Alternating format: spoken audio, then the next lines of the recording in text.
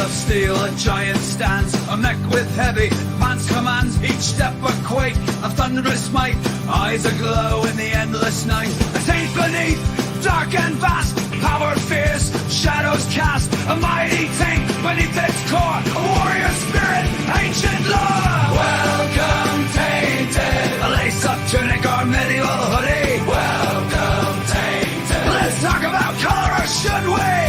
Welcome, Tainted, thinking outside the blocks. Welcome, Tainted, thanks for joining us, you rock.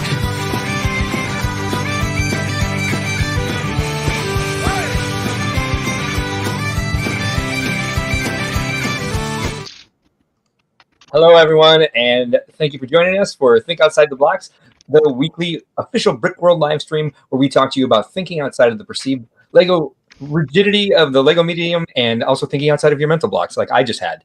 I, of course, am one of your hosts, Mark Larson, Chief Brick Officer of Brickworld. This guy over here, everybody's favorite host, the guy on my left, Z Cerberus. Ben Hauger, how are you doing this week, sir? I'm actually a little down. I'm a little mad at you, quite honestly. Okay. And I don't know if you know this. I don't. But I called you on Tuesday, because I was lonely, wanted to hang out. And where were you? Do you even remember? You probably don't even remember.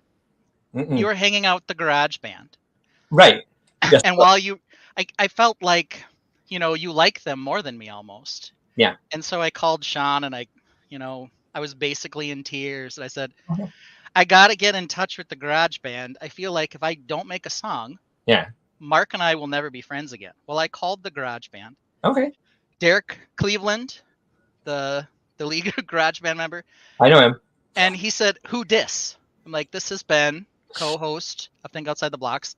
Mm. And he said, who dis? I said, you don't know me? Like Mark never talks about me? He said, no, like you're completely forgettable. And I felt really sad about that. Oh, but I commissioned a song. Oh, you did? To try to fix that. Oh, all right. So are you ready for it? Here we go. I'm dying for this.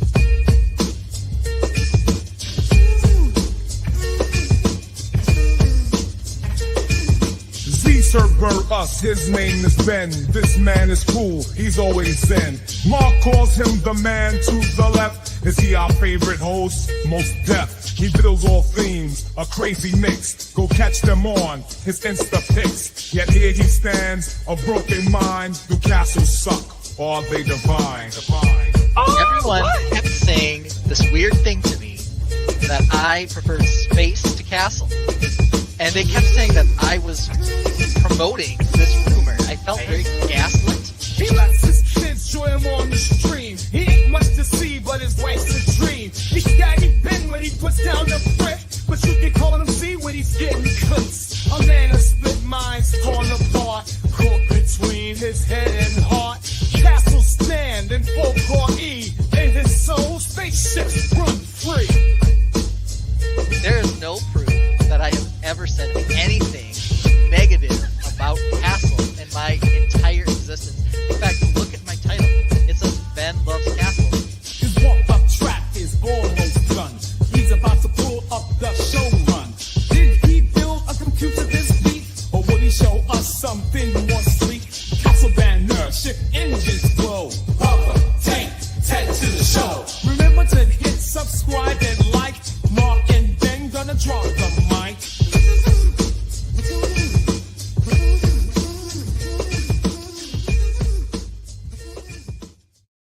Oh, yes. So there it is. That's excellent.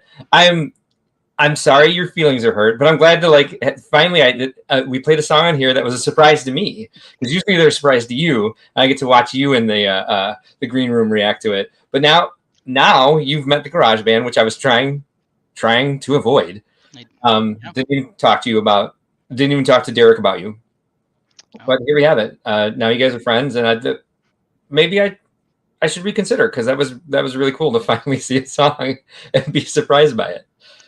Yeah, alternate candidate digs the old school hip hop vibe. Agreed.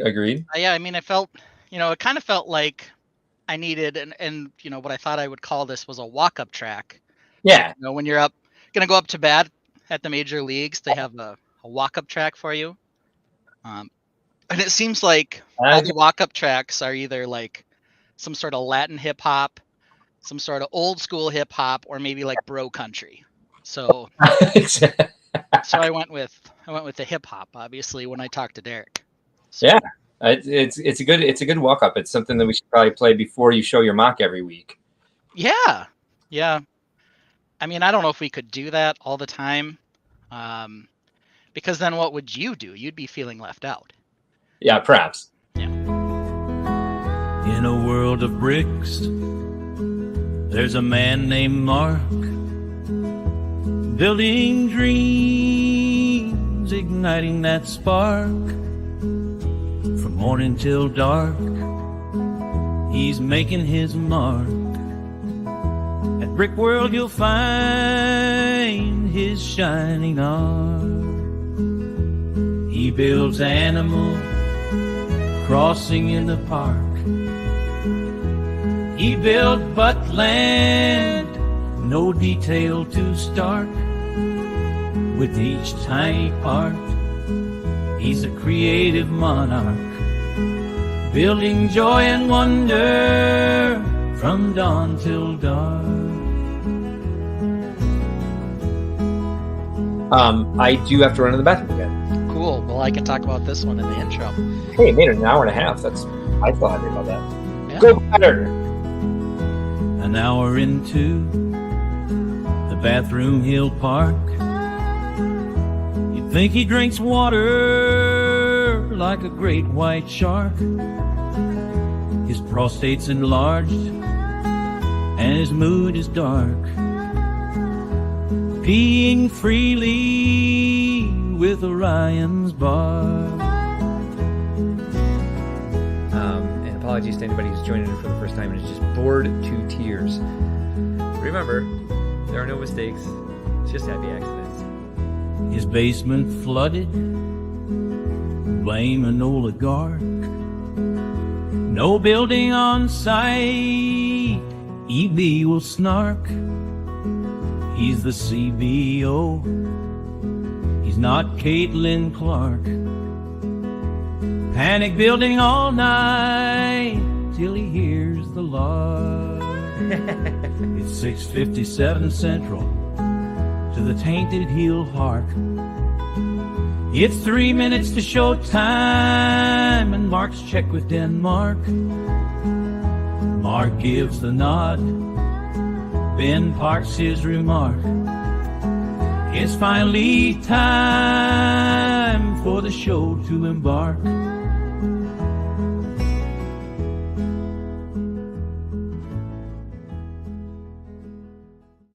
Hey, that one was kind of sweet. A little bit. That's quite the walk-up song. Yeah. Bro country. Country. That's more folk country. But whatever. Now we both have walk-up songs. Yeah. We're ready to go. Yeah, I don't know what to do with myself now. That's fun. Well, that's all I've got. I promise. No, yeah, okay.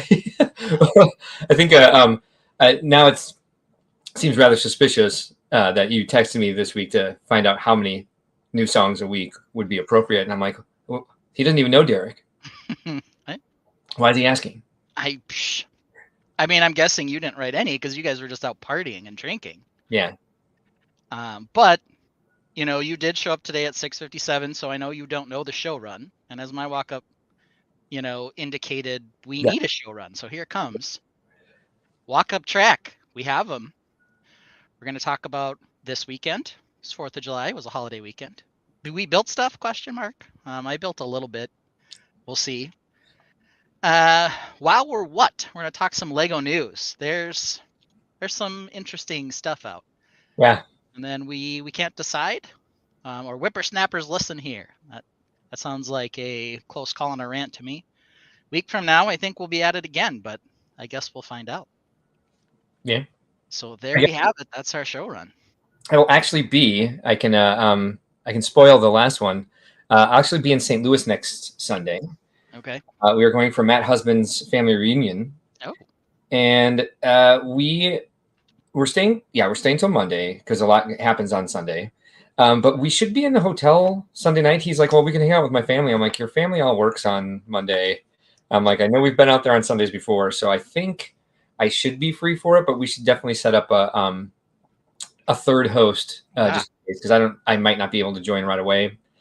And dear Lord, this is what happens when I eat before the stream instead of eating after the stream. I already have to use the bathroom. Okay. Bye. Apologies. Well, I'll be right back. So that's all right. Have fun doing whatever you would do next at the very beginning of the show when I already have to leave and use the bathroom. Yeah, I mean, it feels like I need a song for Mark P break, but we don't have one yet. So well, we'll ask Derek to work on that. I'll ask Derek for that. I was hanging out with Derek this weekend. He didn't mention that he had met you. No. Maybe he forgot. Maybe. Yeah, perhaps. Okay, I'll be right back. All right, everybody. So, holiday weekend. What did I do? I was at my dad's house. He lives on a lake. And then I drove home today. It's about like a 3-hour drive. And the traffic was horrendous. They had tons and tons and tons of ice houses. People dragging ice houses behind their cars. And I don't know why. It was pretty crazy that people had all their ice houses out for whatever they were doing, fishing, pulling it back from wherever they left it. I don't know. Why were there so many dang ice houses? But outside of the slow traffic, we got back pretty fast. So we got back in time to get everything set up for the show. And Mark said he had to scramble to get in today too. So he must have been a little busy today as well. As the show song said, Mark did roll in at 6:57. I was keeping tabs on him as I always do. So that was plenty fun there. I think the most interesting thing that we did up at my dad's house is my little daughter Mara, who you guys will remember from her rants, loves all kinds of things that maybe you wouldn't imagine a sweet little princess would like. The thing that she's into right now when we go up to my dad's is mudding in the UTVs. And luckily there was quite a bit of rain. So I got pretty covered. I should pull up the picture here and send it to me. Of my face my face and shirt just covered in mud after we went mudding. So nice. I'll send those to me in a second here. So what were you up to this weekend, Mark? So 4th of July, we had a Keep Cheeto Calm party. Who's also, I love that she's also in the song. We went over to Cheeto's house, and her dad owns a gym, and that's on the first floor, and they live above it. And there's a really loud air intake in the gym, and so I kind of drowned out the sound of the fireworks. And we played cards down there, and ordered some pizza, and hung out with Cheeto until midnight. And she finally fell asleep, and we all tiptoed out. And then on Friday, went out for a friend's birthday. And then yesterday was all kind of organizing, catching up on Brickworld accounting, XYZ. Yeah, went back to the real world on Saturday since I had like kind of a weekend in the middle of the week, or at the end of the week. But still, it was like, Wednesday night being Friday night, I was kind of like, all right, let's I work for myself. I'm the only full-time employee, so let's let's take some time off. But then the last couple of days, Saturday and Sunday, I just been working, taking the dog to the dog park, XYZ. Yeah, it seemed. And I know you were out Tuesday with the garage band, so yeah, we had that issue. But here's me mudding. Yes. And a closer up. You can see which side I was driving, so my entire left side is covered. And then we got one close up of my face here. Nice. So that's what I look like. There's the picture, so it's reversed. Yeah. The selfie picture. The other ones were in the mirror. So you can see my left side of my face all covered in mud on this picture. So. That looks like a lot of fun. I love that. That's what's that is what Mara is into. Yeah. It was me, my dad, and Mara. Very cool. Rachel not interested. My son not interested. But that's what Mara loves. She loves all that kind of silliness. Well, let's say hello to our friends in the Tainted real quick. We have Rob Claxton here, pre-play. Brick Orphanage is here tonight. Amy Schultz, Ralph Nader, the Brick Larkin, Monica Berry, ahoy hoy, Monica. Paul John's Life is here. And there we go. Okay. Oh, Jesse. We got Jesse. He's here. Don't forget Jesse. Yeah, he's here. We were just talking about you, Jesse, because I may not be here next Sunday. Yeah. So. If Jesse shows up, though, there's a better than 90% chance he'll have a walk-up track. I'm just throwing that out. Nice. That would be fantastic. You everyone ready for him? No. Oh, okay. But I've got Derek on speed dial now. Okay, fair enough. So that could happen. He might say "who dis" every time. It seems like maybe he's gonna do that just to mess with me. Yeah. But Derek's like that. Yeah, it makes sense. You know, he paints houses too. He does quite a bit. He does. Channel member Ron Smith is here. Rob Claxton also a channel member, of course. I'm like, where's VMAC Attack? He's usually here in the first. I always do that to people. I'm like, well, where's this person this week? I gotta holiday weekend, man. They can't always be here every time. And summer's going to be probably a little more, what's it called? Sparse. We are almost to 1,000 subscribers, by the way. So yeah, if you're watching this and you haven't already, please subscribe. And if you like what you're seeing, please hit the like button as well. Smash that like button. Ringling the dingling bell, I think we used to say. Patrick Bavier is here. Hello, Patrick. Thanks for joining us. Glad you're all here. Thanks for joining us on Sunday night when we may or may not have built anything new. I had a conundrum this week. I did build onto the pagoda house and messed up the math. Oh. Uh-oh. Mm-hmm. Uh-oh. Yeah. Even versus odd, it'll get you every time. And it's actually, that's one of the problems. So I'm building Snot, and I have an odd number of layers, and I was like, how? Where? That's all I've been doing for the last 2 hours. How, where, how, why, how, yep. Yeah, and it was just, sometimes I was just like, what? It makes sense. And then there's big holes in it because I was like pulling stuff out, and so everything just kept falling into the interior. And I'm like, that's my last 2x4 light gray tile. Ugh, that is the worst. Well, who are we starting with today? You. All right. Are we officially going to do walk-up songs before we do MOCs, or are we not? I like the idea. Okay. Well, what does the Tainted think? I don't know. Let's try it once and see if they like what we're doing. They don't like Lego math either. That's true. And if they do, we'll stick with it. So here we go.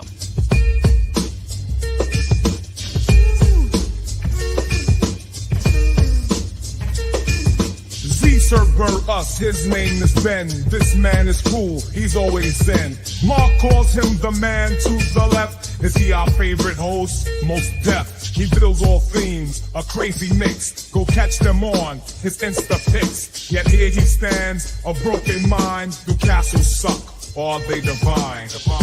Everyone kept saying this weird thing to me, that I preferred space to castle. And they kept saying that I was promoting this rumor. I felt very gaslit. He lets his kids join him on the stream. He ain't much to see, but his wife's a dream. He's Daddy Ben when he puts down the brick, but you can call him C when he's getting clicks. A man of split minds torn apart, caught between his head and heart. Castles stand in full core E, in his soul spaceships run free. There is no proof that I have ever said anything negative about Castle in my entire existence. In fact, look at my title. It says Ben Loves Castle. His walk-up track is almost done. He's about to pull up the show run. Did he build a computer this week? Or will he show us something more sleek? Castle banner,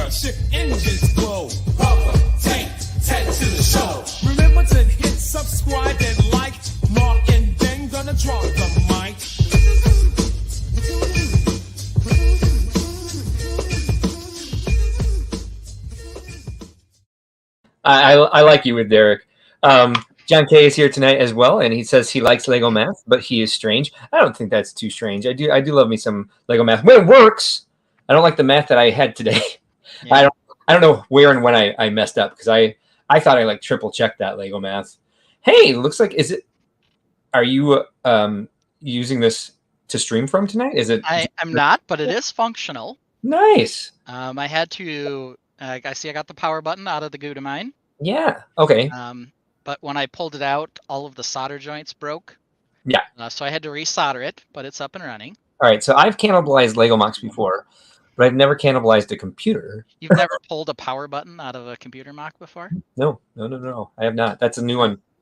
That would be You can see we're trying to load something to actually, give it a little test. But I picked a game, of course, that's going to take forever to download. But I started, I turned the machine on like an hour ago after I finally resoldered the power button and got it to work.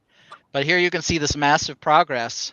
We've got this one long strip here, as well as the power button and a Wi-Fi antenna. But it works. It powers on. Nice. Reed is here. Hello, Reed. Thanks for joining us. So we've got some good progress there. One of the things I need to do is fix this. I need to run a cable from up here down to go out the back. So I have this sticking out the top. So I can stop trying to figure out what pieces those are because that is non-Lego. Yeah, that's non-Lego, as is the Wi-Fi antenna. It's not Lego. So those two things I've got to adjust. The Wi-Fi antenna might move like down here or something. Okay. So it's not sitting on top of the handle. But then I got to do something with this cable as well. So those are sort of the few things that I accomplished the hour and a half I had before the stream, where I also had to go get my children dinner because my wife was mowing the lawn. But there we have it. So we're making some good progress still. I guess people know a little bit about what the theme of this build is going to be. And I've given some hints with the color scheme here. We've got white with orange and blue. And I revealed last week that this year's Brickworld theme of braving the elements will tie into it in some capacity. Oh, right. Okay. So a few little hints there. Some people probably know where maybe I'm going to end up going with this. But I really don't. But this is what we've got so far. Well, that's okay. If you don't know, that just means it'll be a surprise for you. Yeah, Reed is guessing it's an Ice Planet Penguin Harvester. Ice Planet Penguin Harvester. That would be interesting. Ballistic Bricks is here. Welcome. Thanks for coming tonight. Definitely new. Yes. Thanks for being here for the first time. I just started watching some Lego streams and loving the community. Great. Welcome. Hopefully you like what we have to show. If you just joined us, you missed our garage band that they'll be by, I'm sure. Oh yeah. If we're going to talk about what Hawkeye Lego Man sent us, I think we'll definitely need to bring our garage band back out. I think you should just make the computer MOC into a castle because we all know castle is best. Don't want to spoil, but excited with where I think it's going. Yeah. Thank you for not spoiling because I do like to be surprised. But we do have the 2025, can't believe I'm saying that, theme for Brickworld is Braving the Elements. And that is what Ben's going for the theme award here. I'm kidding. Ben's building for himself. And so Braving the Elements is the theme for Brickworld 2025. Hope you will all do your best to make 25. Oh, man. Apparently. Freed? Hi. Free Day Night Bricks. Reed thinks John K rocks. Okay. He likes Lego math, apparently. I mean, that's all it takes to get Reed excited these days. No, it's the castle, I think. You're right. It probably was the castle shout out. And there still is that weird rumor that I hate castle. And then that other weird rumor that I love castle. So I don't know. I don't either. It's hard to know where to go with that. Yeah. The other thing I think I'm going to need is there's no color on this side yet except white. Right. So this side's definitely going to need something. I don't know if I'll do lighting on this side or not. Okay. Because right now it's kind of overly lit up on one side versus the other.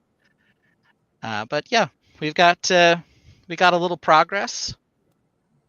Still needs a lot more of the brick work, which means that I need Technic pieces that can help me change direction so I can shroud some of this, clad some of this in stud facing bits so I can build the mock itself. Yeah, that'll be interesting. About what size do you think this is going to end up? Well, so this is the core. I think it will probably go onto a 48 by 48 base plate. Okay. My feeling at the moment. Yeah. I can grab one of those and we could set it on top and see if we think it'll give me enough room.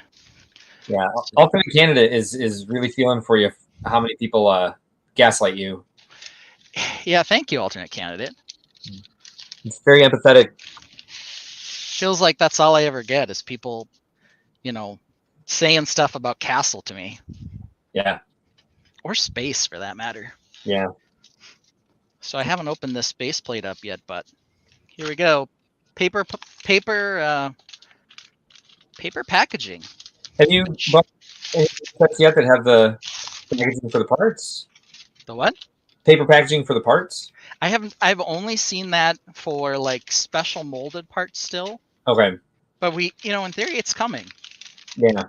But I haven't seen it in anything outside of, I think I got an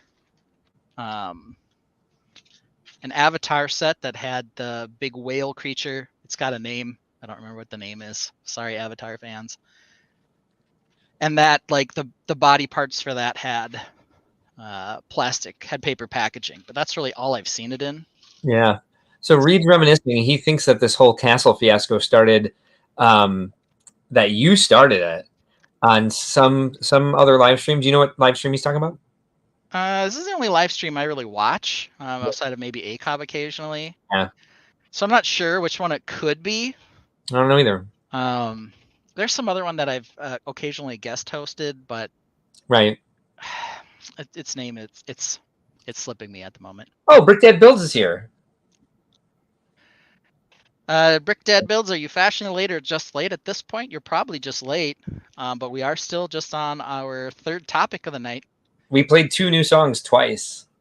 Well, we played one new song twice and one new song once. That's right. I didn't hear the second one twice yet.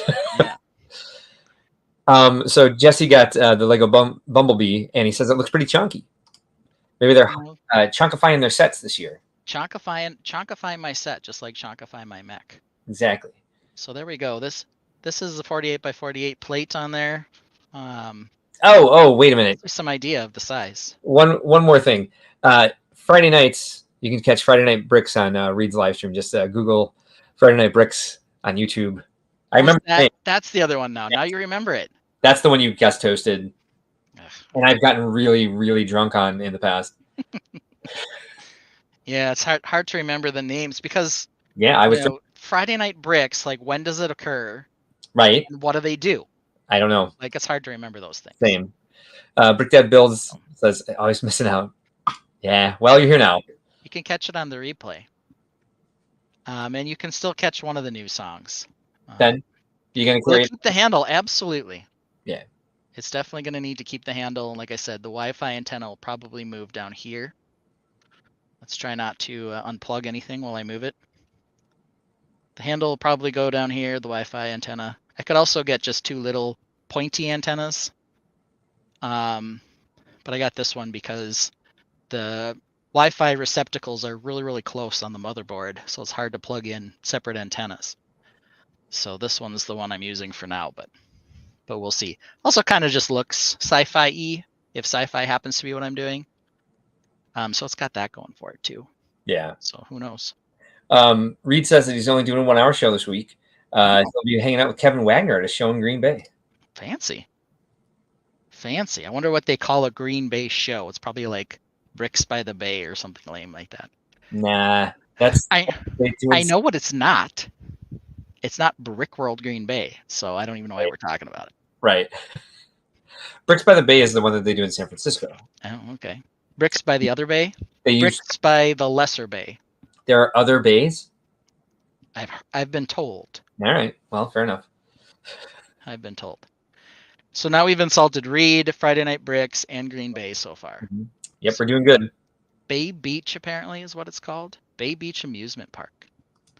So that's where the Green Bay show is. That's so I think Bay Beach. It's a fun place to do a show at an amusement park. Oh, very cool. Yeah, why not? Yeah. Why not? You have to be like Brick Fair that brings the carnival stuff into the show. Just send them out, get your own tickets. Yeah. Yeah. Cool stuff. You build usually like very quickly. I mean, you have added a lot to this week.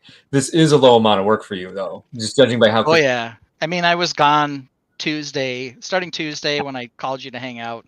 Yeah. All the way until like a couple hours ago. So yeah, there was not a lot of time, and I spent that time at my dad's house when my kids are in bed, calling the garage band. Yeah. Refining a few lyrics here and there. So for what little I got done in building, I got a lot done with my rapport that I built with the garage band. So yeah, and that's excellent for 90 minutes of work. That does look like a 90 minutes of work for Ben. For sure.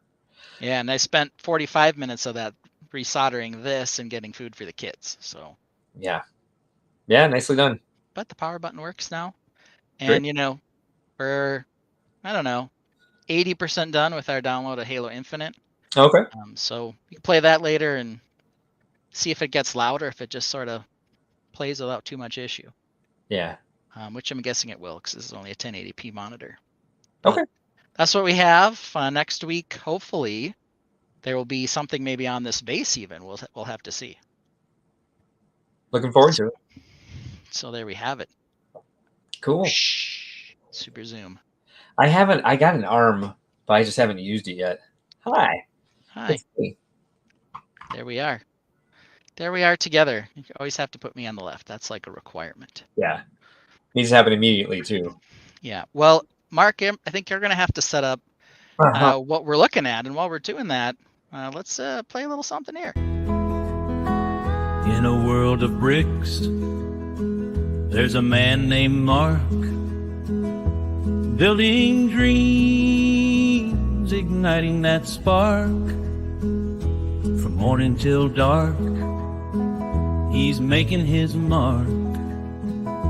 At Brickworld you'll find his shining art. He builds animals crossing in the park. He built Buttland, no detail too stark. With each tiny part, he's a creative monarch, building joy and wonder from dawn till dark. I do have to run to the bathroom again. Cool. Well, I can talk about this one in the intro. Hey, it made it an hour and a half. I feel happy about that. Yeah. Go better. An hour into the bathroom he'll park. You'd think he drinks water like a great white shark. His prostate's enlarged and his mood is dark. Peeing freely with Orion's bark. And apologies to anybody who's joining in for the first time and is just bored to tears. Remember, there are no mistakes, it's just happy accidents. His basement flooded, blame an oligarch. No building on site, EB will snark. He's the CBO, he's not Caitlin Clark. Panic building all night till he hears the lark. It's 6:57 Central, to the Tainted he'll hark. It's 3 minutes to show time, and Mark's check with Denmark. Mark gives the nod, Ben parks his remark. It's finally time for the show to embark.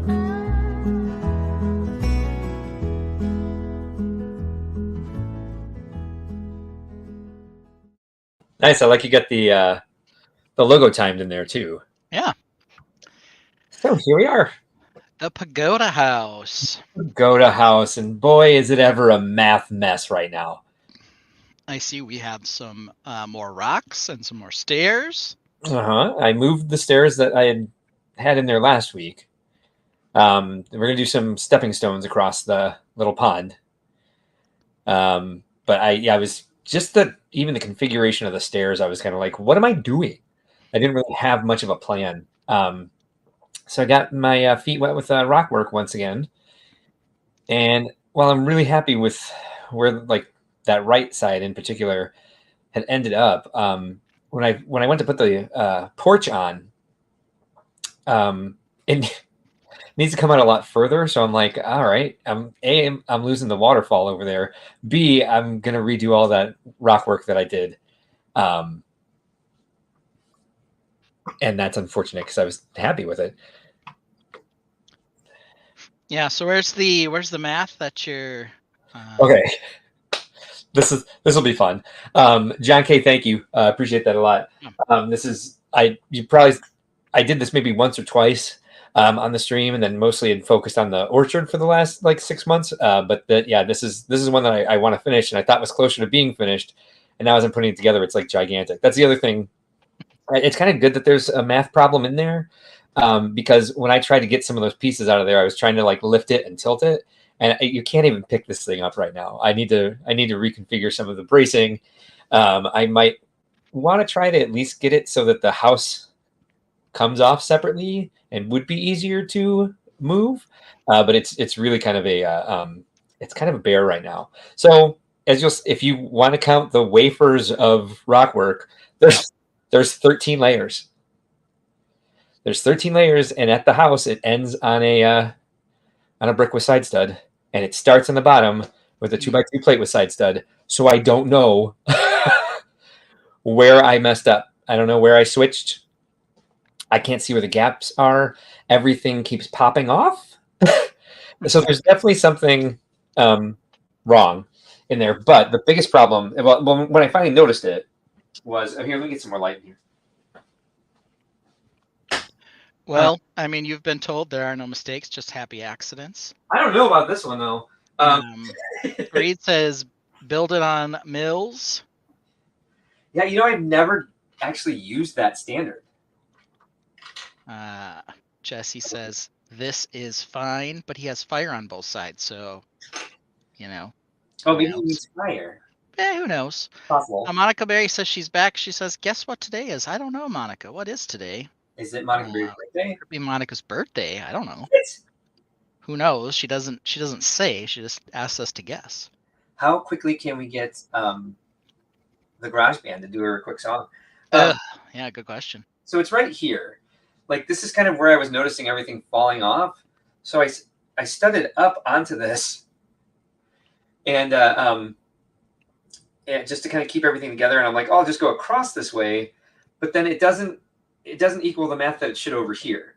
Like this part will go directly over these tiles. This is one plate underneath it, and they are definitely at the same level here. So I don't know why. And like behind here is where all the bracing kind of, let's see, where is it? Right here is where the bracing actually splits, right? And I built over that seam because I figured I'll just find a box that fits this. Maybe I could slide it in sideways or something like that. But yeah, so this area here, if I take this out, if I take this off and like leave these to, potentially fall forward again. Even right now I can see that this is like coming out there.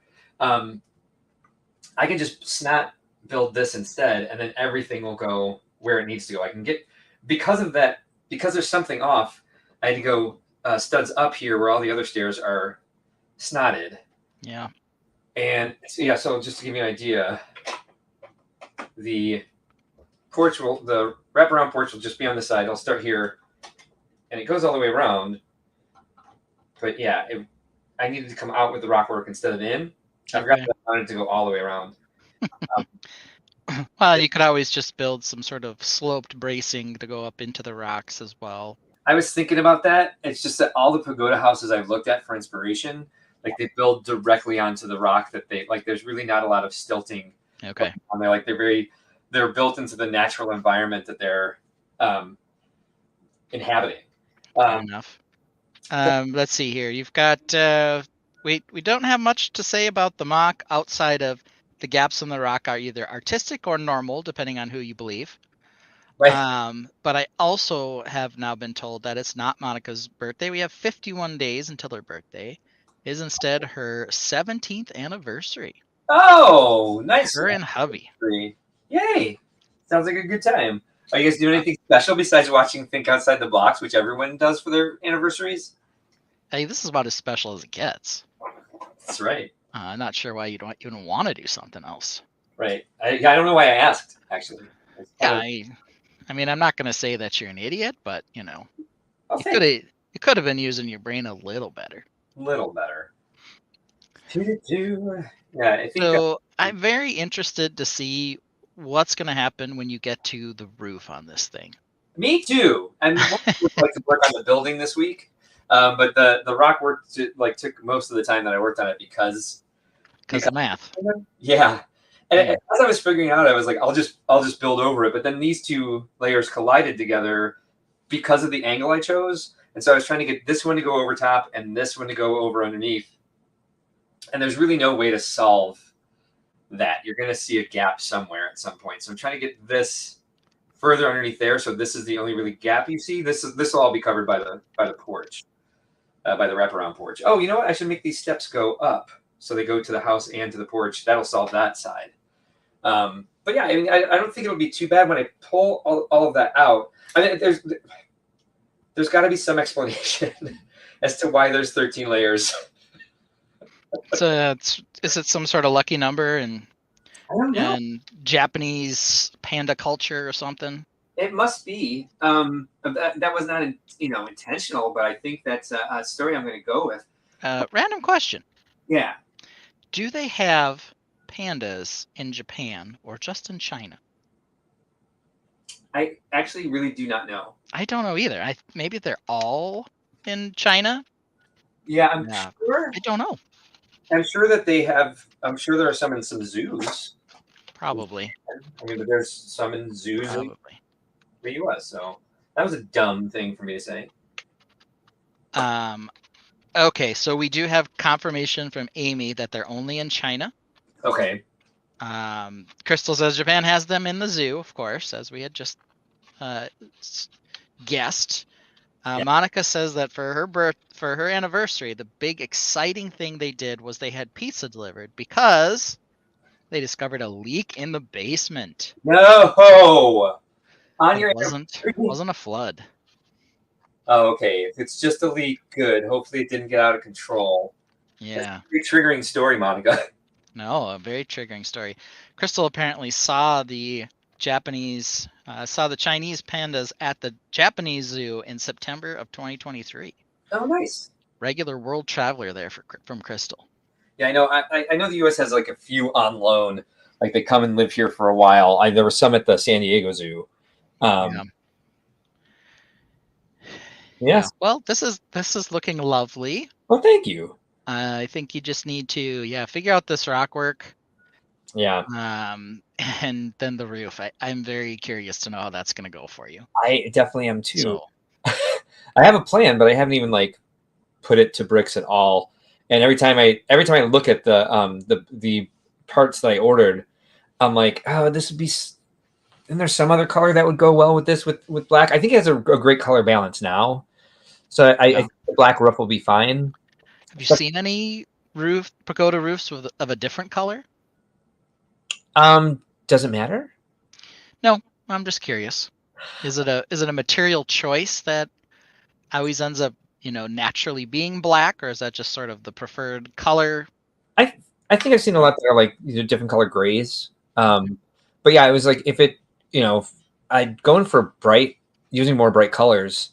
They're actually moving all the pandas from the US zoos. I guess. I mean, we don't have a good relationship with China. Right. So who knows? I know they're all on like temporary like they stay for a certain number of years anyway. So if they're just like, give us our pandas back, well, it's give my toys. I'm going home. Then all right. Pandas are adorable though. There's nothing more fun than finding those like clumsy panda videos. My brain is not fully functioning today, obviously. Clumsy panda. Never mind. You know what I'm talking about. Clumsy panda videos. It's like Wolf Mask, Shadow Dojo, Cooper Copper Kayak. Yes. Now you can say all those. Yeah, exactly. But I'm gonna go ahead and turn this light off. I can't tell if Matt's husband came home or not because she just freaked out about something. Oh yeah, he was supposed to be home around now. Mm-hmm. The new dark blue garage door part work well for curved roof on a pagoda, probably. But then you'd also need to, figure out how to do the roof parts, which you probably can do. It's really just a question of, do you want to use the preformed parts or not, and how's all that going to work when you get to the angled section in the middle? I almost bought that set this week because of that part. I looked at it and I was like, "Oh yes, this is what's needed." Yeah. But yeah, that's the other thing about pagoda houses is like a lot of times there's like a pond at the foot of it. I mean, a lot of them are like on bodies of water, or like, but like there's not going to be a cute little nested pond on this. It's kind of like this is more of an island or a peninsula anyway. Yeah, you're gonna have like a dock, or if you're saying it's a peninsula, I guess there will be a way to get to it. Oh, but right now the stairs go down to the water. So yeah. I need a dock or a something in order to get up these front stairs. I'm going to do stepping stones. Okay. So Monica says she thinks it's more for breeding conservation efforts. Which, that I know that's planned. I just didn't realize they do that all the time. But I thought it was more staggered. I didn't think they'd ever take them all back at once, unless they're having trouble. Trouble? Yeah, who knows? With the population. Amy Schultz also loves the pans of Vivzivavas. But yeah, I did I actually do want to get that set because it has a lot of great like pagoda roof pieces in dark blue. I just haven't pulled the trigger yet because I'm like, I have enough in black and dark blue is already in there, but that might end up looking. I have blue as well I have that Monkey Kid set that has the blue pagoda, like the double convex. I think it's actually on Bricklink. I think it's actually an arch piece. That's interesting. So ironically, Reed says, let's see if this is irony. He's taking all of his water plates from the 2022 Brickworld show, taking apart all of them. Sorry. Slow process. I have 30 plus base plates of plated water, and I'm putting them on. I don't know if it's ironic. It's more coincidental, if nothing. Yeah, I mean, if it makes you feel any better, I took so many because this used to be part of the orchard house. I took so many of those plates and tiles off. Like I was just kind of like, and it takes a ton of time because you basically have to do them like just two at a time. And then if you're trying to like remove a certain section, then you only can do one at a time because you're kind of like stepping them out. This is definitely one where I was like, okay, I've got to make something in the center. So I had my pliers a lot this week for all this. Yeah. I saw a number of people have those.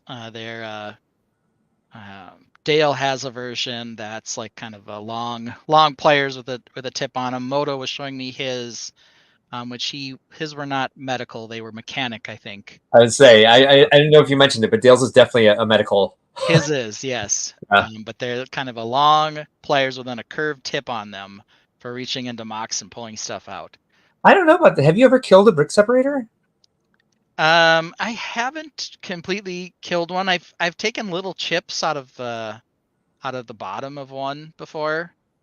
But I've never broken a brick separator. Yeah, I would say Brick Dead, if you could please drop me that link because I'm trying to get as much inspiration as possible. Since there's going to be a wraparound porch, I'm just where they end up chipping is down here. I've never had enough tiles, but that's it. Oh, okay. Yeah, I've never had that problem. Yeah. Oh, if you're doing tiles, and using that end, I could see that breaking more. Tile end, yeah. Because a lot of my water is plates. It's only tiles underneath the rocks. Or if I want it to look like the water's going faster, I use the tiles. But then I want a nice little tranquil sort of lagoon at the bottom. But yeah, and my niece just moved out of Santa Barbara. She graduated from college and she is going to grad school in Montreal. and she's going into astrophysics. She's a smart one. Yep. Interesting. Yep. But at the very least, you might be able to find it online and take a look at the house. Yeah. That's what we're talking about here. Yeah. So who knows? It's on Discord. Yeah, I don't have Discord Thank open, but I'll open that now. Monica agrees. She's definitely banged up the sharp edge. Okay. Yeah. So watch that. Popping off tiles. So, you know where they really get chewed up is when you're trying to pop off brittle brown and they just break. Oh, geez. So there it is. So, yeah. broken many a brittle brown with this bad boy. I know when you're like pushing plates, like when we did the our collaborative this year for the Scala Murder Mystery Mansion, there were plates I was pressing down that I was like, you could tell by the sound, they're not coming off in one piece. There's no way in hell. You hear the crunch when they go down.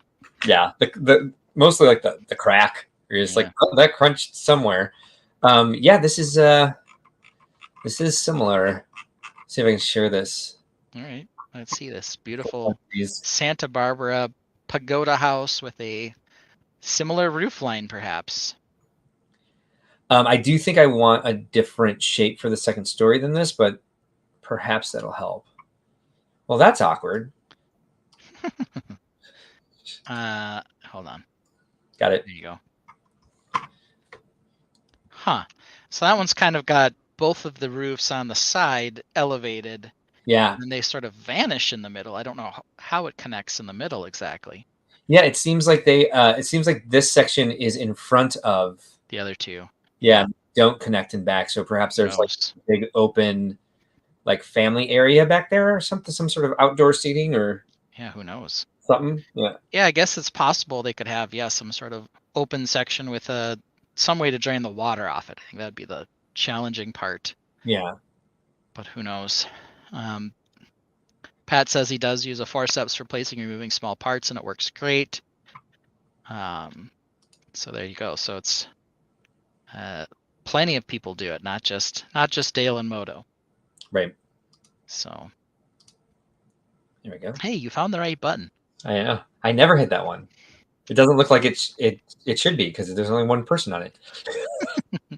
Just one little person and one big thing. There's also this one, which doesn't seem to make any sense because it has two little people and a big picture. So you're like, that should be the one. That's the first one I hit, and that's how we ended up in this mess. But the problem is, and yes, you just clicked the right one there, is that it thinks that your building is another person. Yeah. So, okay, fair enough. Is there pareidolia in the pagoda halls? Yeah, it's not really striking me as super pareidolia-ish at the moment. Pareidoily? Pareidoily. But yeah, I don't think so. I think maybe it could, with a little bit of unintentional work, get there. Yeah. But I don't really see that right now, at least. So. Patrick Bavier does also use forceps. I said that. Oh, I'm sorry. I missed that you brought these up. What was rocket science? What was I doing? I'm not sure, but it is rocket science, whatever you were doing. I know what I was doing. Yeah. Okay. I was opening Discord and I had a message besides from Brick Dad Belts. I read that first and then my brain turned off because obviously I can't do two things at once today. I can barely speak. We've got somebody named Cody coming in. We know Cody. Good work. Yeah, thank you. Appreciate that a lot. Good to see you here. Cody does our Indianapolis show. I mean, he's at Brickworld too. Niece at school is apparently rocket science. Oh, yeah. Oh, astrophysics. Yes, thank you. That astrophysics. She worked. She did some work on SETI. I forget the type of satellite. The type of satellite programming she's been working on. But SETI is the search for an extraterrestrial intelligence. So they're just like looking for waivers in lights to see that there's planets moving around suns. Is the first internship she had, which is also at the school she ended up getting her gradship. Getting accepted for grad school at. Yes, thank you. Up in Montreal. Yeah, she's smart. I'm not. You're more of an artiste. Very much so. Yes. Yeah, I can't remember. Well, I was at least literally that's what your mom says. right. I can't remember that I was literally talking about rocket science just a few minutes ago when Amy Schultz said that's literally rocket science. Mm-hmm. Hmm. Uh-huh. Good I need some sleep, I guess. I Maybe. do. I think what we're going to do instead is make us the same size, if that's even possible. Oh, here it is. We found it. Put me on the proper side, and then we'll bring this up. Yay! So we built stuff, sort of. We both made a little bit of progress on our builds. Yep. But now we're going to talk about some Lego news in a segment we're going to call Wow or What? So Dave Brick 76 is here. Hello, Dave. And Amy says at least someone in your family got the intelligence. Yeah. Yeah. So let's see what's new in Lego, and we'll discuss whether or not this little build is a wow or a what. Oh, right. First thing is interesting. Oh. I think a lot of our what may be influenced by some of the prices that come along with a few of these. But let's start out by looking at some pictures, and then we'll get into some prices on the actual Lego site. This is kind of cool. What the hell is that? I kind of like this. What is it? I don't think it has a thing on Lego yet. Okay. So is this You can on see that? that it's a world map with little markers that you can put down for places you visited. Oh my God, the world is flat? Yeah. Crazy. If it wasn't for your niece being the rocket scientist, you would have already known that. But here it is. It's got. I also do like the little builds here. We've got planes, trains, and automobiles type thing here, Okay. along with a cruise ship and a camper van, I guess. I don't know. It's cute. Yeah. But I don't know a lot about this. I just happen to see it as something. I've been told here it's a rework from a Lego Masters winning design. Oh, is it? And Amy Schultz says you can put vacation pictures on the little stud hangers. Oh, okay. So we have a different ideas here. Apparently it was Duck Brick's idea. So I didn't get to the end of that season. Me neither. I was Shows what kind of hosts we are. Yeah, I was watching it, and then I was just like, meh. I think I was getting ready for either Brickworld Milwaukee or Brickworld Indianapolis. So I think I just kind of ran out of extra time as well to go sit around and watch something for an hour. And that's not to say Duck Brick seemed like a fun guy. So Yeah. No, yeah, nothing against Duck Bricks. It's just against him. I just didn't watch the end of the season. we didn't make it there. Yeah, I just got busy, and then I found out he won, and I was like, well, okay, that's okay. Yeah, so I don't know the price or anything else. I think it's a fun idea. It's kind of one of those things where when the Lego Globe came out or the world map, it seemed like something you could do to those as well. But I don't think they were as friendly in terms of form factor for doing that. Obviously, the world map I think is mostly tiles, and the globe, everything is very weirdly shaped. This is the world map, is it not? It is, but it's not the world map. There was another one? Yeah, it was a mosaic, and it was enormous. Oh, I don't remember that. It was all done with 1x1 tiles mostly. Oh, really? Yes. I have one up in my office upstairs. I A lot of didn't people even know have them. that. Yeah. So let's see. Moving on. We've got this. It is this car in gray. I think they had a big one. Now they have a littler one. Look, a car. Yeah. And now look at this. It's a gray car. Here's apparently the car it's based on. But if you don't like it in gray, you can get it in less gray. Here it is in white. Interesting. It is the same car. Interesting. It's just white. So which one do you want? I'll tell you right now, part of the reason that they have the white one is because girls can play with the white one. Oh, okay. Fair enough. So Brick Dad Build says the world map is a sister build of the family tree because it has the builders as well. Somebody said it was $150, the world map. This I don't know how many pieces it is, so Brick's world map. I know that this pair of cars, whether you want it in white or not as white, they are $50 for 801 pieces. They're both the exact same piece count, so they're the exact same car, as far as I can tell. Just different Oh, colors. that's not a car. No, let's move on. Because what else can we say about a car? I thought it looked like it was flexing in that one picture. And I was like, is that what they call them, muscle cars? That's all. That's the only other thing I had to say. Yeah, so I think that one got a what from me to the extent that there are two colors Yeah. coming out. One's gray and one's white. And Like they're not even like crazy colors. right. They're coming out at the same time. Yeah. Amy One's Schultz. gray, one's white.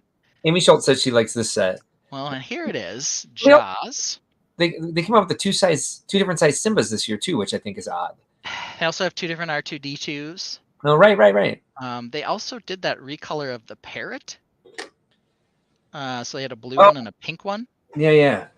Which I can. That's a little bit easier for me to see than the. But at the same time, that is weird that it's the same build, just different colors. Now that I think of the parrot. Yeah, I think so too. That's kind of what I find a little more bizarre about this than other things is that, they're white and gray. It's not like they're two insanely different colors. Okay, so here's the Jaws idea set. Were the bugs and the parrots regionally based, and that's why they were differently colored? Or I don't think so because I have them both. yeah, I think I got them both at Target, or one at Target, one at Walmart. right. So I don't think so. So this Jaws set here comes in at 1,497 pieces. The cost on it, the price tag, is $150. So it's kind of right in line with the regular, 10-cent per part business. But here it is. It's Jaws. There's some things in here that I find kind of interesting. Yeah. I'm not sure that I think the shark is scary enough, if I'm being real honest. I do like, however, this string piece is attached here with the ball joint. Yeah, how they've done the rigging. So I like some of that. So I think the shape of the boat's okay. Let's take a look at the back here. This is one thing I found interesting. Yeah. So they have a stand for the back of the shark, so you can like put him on display. Okay. You can rip him off right in the middle of his torso to lay him down next to the boat to show that he's going to chomp it or whatever. So like to display him, you'd tear the shark in half. Maybe also, if they shoot him with a stick of dynamite, attached to a harpoon or something, all Deep Blue Sea style or something, he'll blow in half. Yeah, the shark does look like a recolored creator whale. It looks kind of cute. Yeah, I think that's my problem with him is he kind of looks adorable, and he doesn't look like he's all scarred up and nasty. He doesn't look like he's gonna bite the back of the boat off. He looks like he's gonna come up and you're gonna pet him. Yeah. Yeah, I agree with that. I don't know, but at least the price isn't crazy. Right. So there it is. There's the shark. You can come up and give him a pet. He does. He does look really cute though. Yeah. So I don't know. Would you give this a wow or a what? Oh, I'd probably give it a wow. I don't more of a wow than a what. Yeah, I mean it's not so far off, and it is. I don't know how mean he needs to look. He's just kind of like, it wasn't. Well, I guess he was vengeful eventually. Yeah. It's like he's just great. Oh God. Got a guy who actually looks like a sea captain. Here he is playing with his boat. He's just like a hipster who fancies himself a sea captain, though he's never been on the water. Yeah. Patrick says he likes the figs. So I know there was on the back of the box, there was a good look at the figs here. Here it is. So here they are hanging out together, reading probably a story about a shark attack, and drinking their morning coffee. Oh, that's probably the the singing scene. Probably. Yeah. That would make sense. So yeah, it's not a bad set. I definitely think that this one's more worth a look than some of the other ones we're going to come across. I would say, So I don't know. Ralph Nader says he can't make his mind on the set itself, but that lifestyle shot. Yeah, this is probably what's going to sell it for you. You're going to be like, hey, if I look like a sea captain and I can play with it on my kitchen table with this weird urn thing. Yeah. If your mind's not made up now, what is that? Why are there like 4 finger holes? I think that To- I think out of it, like well, no, this is the urn from his dead sister who died.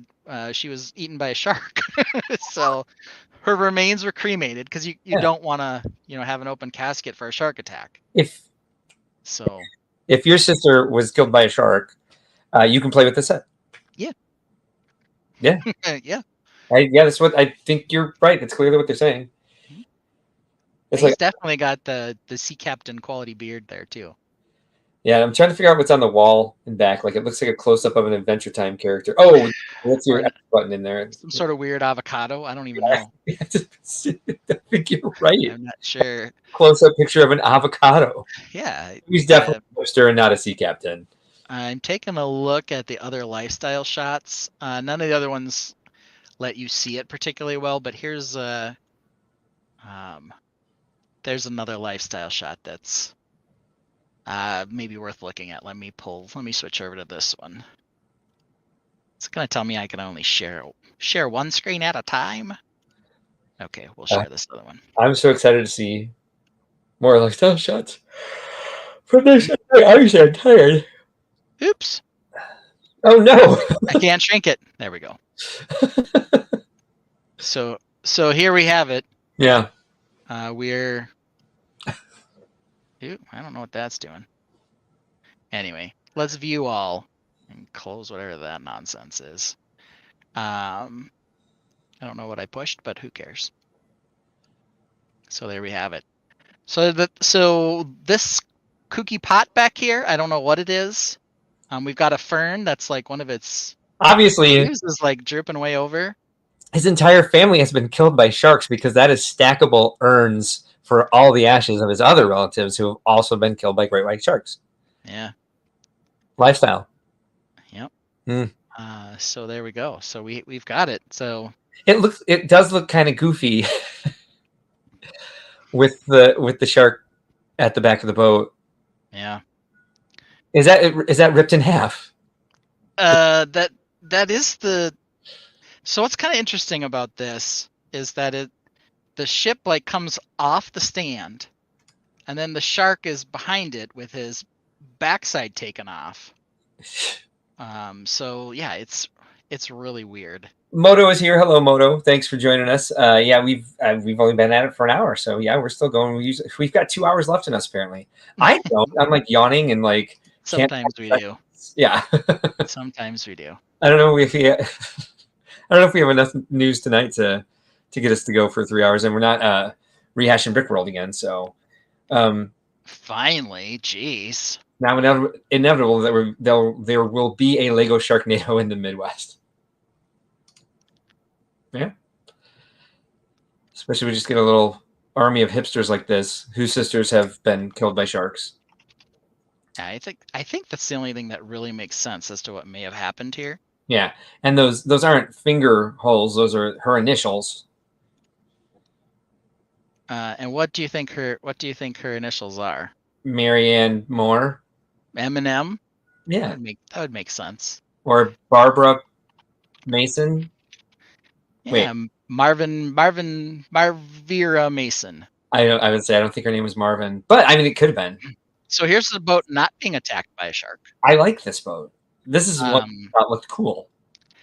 Yeah, so this is apparently a Why is it mirror? Emirates Team New Zealand racing yacht. So does it float? I don't think so, but here's does- probably the thing I thought was most interesting about this. Does it sing and play the guitar? Like KK Slider? Yeah. I don't think that it does. Well, I can't tell that by the picture, so it needs a disclaimer, I think. I do think that would be useful.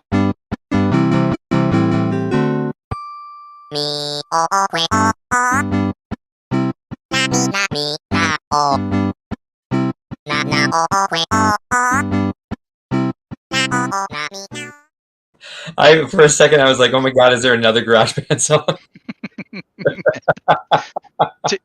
Two's not enough for you. What are you doing to me? But this is what I did go to a lifestyle shot on this for this reason. It is large. If your hair matches your couch leather, then you can also play with this. And Yeah, your shirt. Yeah, I don't know. But it does look fairly large here. Mo's liking the sales. Okay. Yeah, Melissa Myers, obviously. Everyone knew her. Shark Attack. Shark Attack. She lost both arms and half of her ankle. That's what's weird about these ones that don't have like minifigures or like other sort of play features, is the lifestyle shots are just of adults holding them and staring thoughtfully at them, as you saw on the thumbnail for this week's show. Yeah. But this does have play features, doesn't it? Doesn't it have some sort of? It looks like it does because we've got some cranks down here. Yeah, I don't know what they move in or out.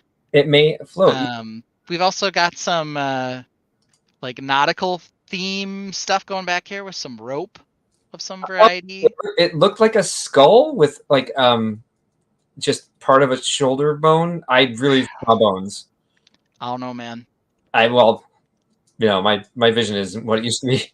But yeah, there's something weird going on over there. So this thing here is 962 pieces for $120. Okay. It does look like it has some play features, question mark. They are shown on the, yeah, there's things that turn, obviously, when you turn knobs and things of that nature. Yes, I'm looking at it now. Yeah, there's quite a few. Yeah, it does. I'll bring it up here. Yeah. So we'll go to the official Lego one. The problem with the Lego one is that it has a bunch of other coming soon sets that we've already looked at. Oh my God, you have to go to this lifestyle shot where it's mid-build. Yeah, I gotta show it. I'll get to that one. So here it is, all by itself in the what I can only assume is the basement room to the lighthouse or something. But here we're working on it, and we've got a vaulted roof in the basement, like it's underneath the. This is the little house at the bottom of the lighthouse, little caretaker's house. Okay. Yeah. At the base level of the lighthouse. Gotcha. So here we go. We've got mid-build. We've got our parts and dishes because that's how you keep all your parts. This is so building ridiculous. Lego. We're also not using paper instructions. We're always using on the iPad now. That's like a thing. Oh, okay. And here are giant sails sitting on the table. None of this was photoshopped.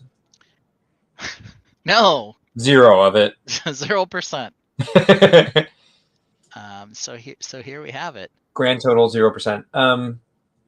Yeah, I wonder if that's even mid instructions or if they didn't just like pull it apart. Like, there's not even a person in it, so I can't say like act like you're building it. Yeah, I don't even know.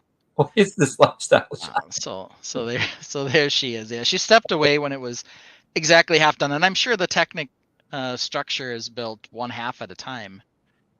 Though you never know. Maybe it is in this one. All right, so Okay. Lego Helpline Ben. Does she have to use the iPad if she buys this set, or does it come with printed instructions? I don't know anymore. It's hard to tell. Yeah, same. But let's talk about this. Can't help. Monica's back. She's alive. Let's talk about this. Why? So is this getting our first and very official what? This is, of course, the MIDI scale helicarrier. Yeah. Which I'm sure we were all asking for desperately. Because, it's not enough to have one with figures, because as far as I can tell, this one comes with 0 figures, not even like on its little hello, here's a MIDI scale helicarrier plaqueboard or placard. And we need to know very, very, very much what you can do with the MIDI scale. Oh, yeah. You could sit there and stare at it. Brickdad builds, we have a request to not even talk about it. Reed gives it a what? Yeah, I mean, this is a... Hey, baby. This one is just so confusing to me. Who asked for this? Who needed it? I can't find the price, but from my recollection, it was horribly priced. Was it like $80? Did you vanish? Are you getting yelled at? Am I still here? Are you still here? Oh, Mark ran off. Okay. So I think that this had some crazy price on it. It was like $80. Comments? Do you guys know what it is? The Hell Yeah carrier. So apparently, Papa Rex either likes it or he's teasing it. That's a helicarrier. Does it yeet? I don't know. The helicarrier is good for its size, but I already have the big one. The guy looking at it is saying, "I paid what for this?" The Stud City says, "I'd pay 15 for it for parts, tops." Walmart sale part pack when it's on clearance is the suggestion.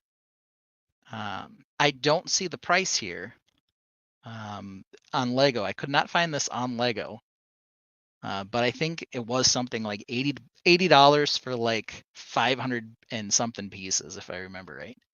509 pieces. Yeah, so I don't know what happened. Mark just sort of up and vanished.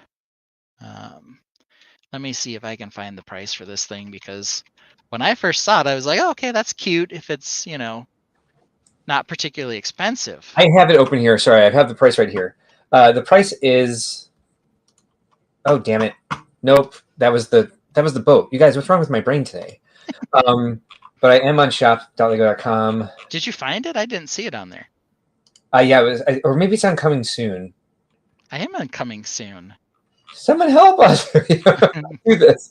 Why are we so bad at live streaming, Mark? So Matt was trying to call the dog like as quietly as he could so he can get her for a walk because it finally stopped raining. It is $79.90. $79.99. Yes. We found it at the same time. Okay. Yes. And so he's trying to call her and be all subtle, but she's like dead asleep at my feet. So I just had to process all that. And he's like, "Where's the leash?" And so I just went off and took care of all that. So Well, there you go. This is insane for $80. How many fucking pieces? 509. 509 and no minifigs.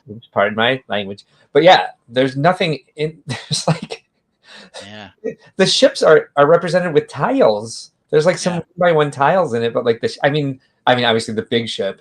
But when they came out with the big version of this, was that? I wouldn't really know at this point.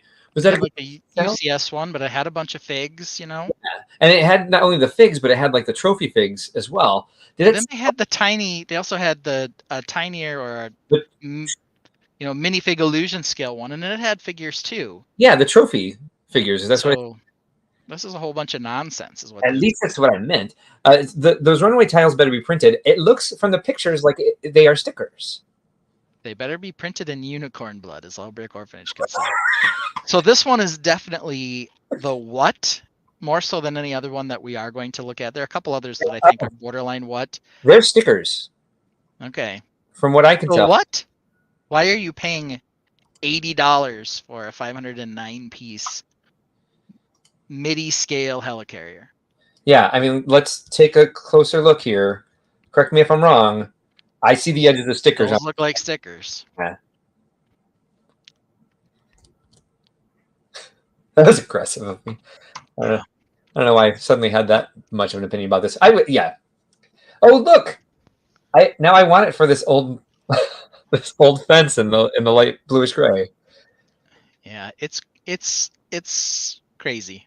I like that piece. It's crazy, is what it is.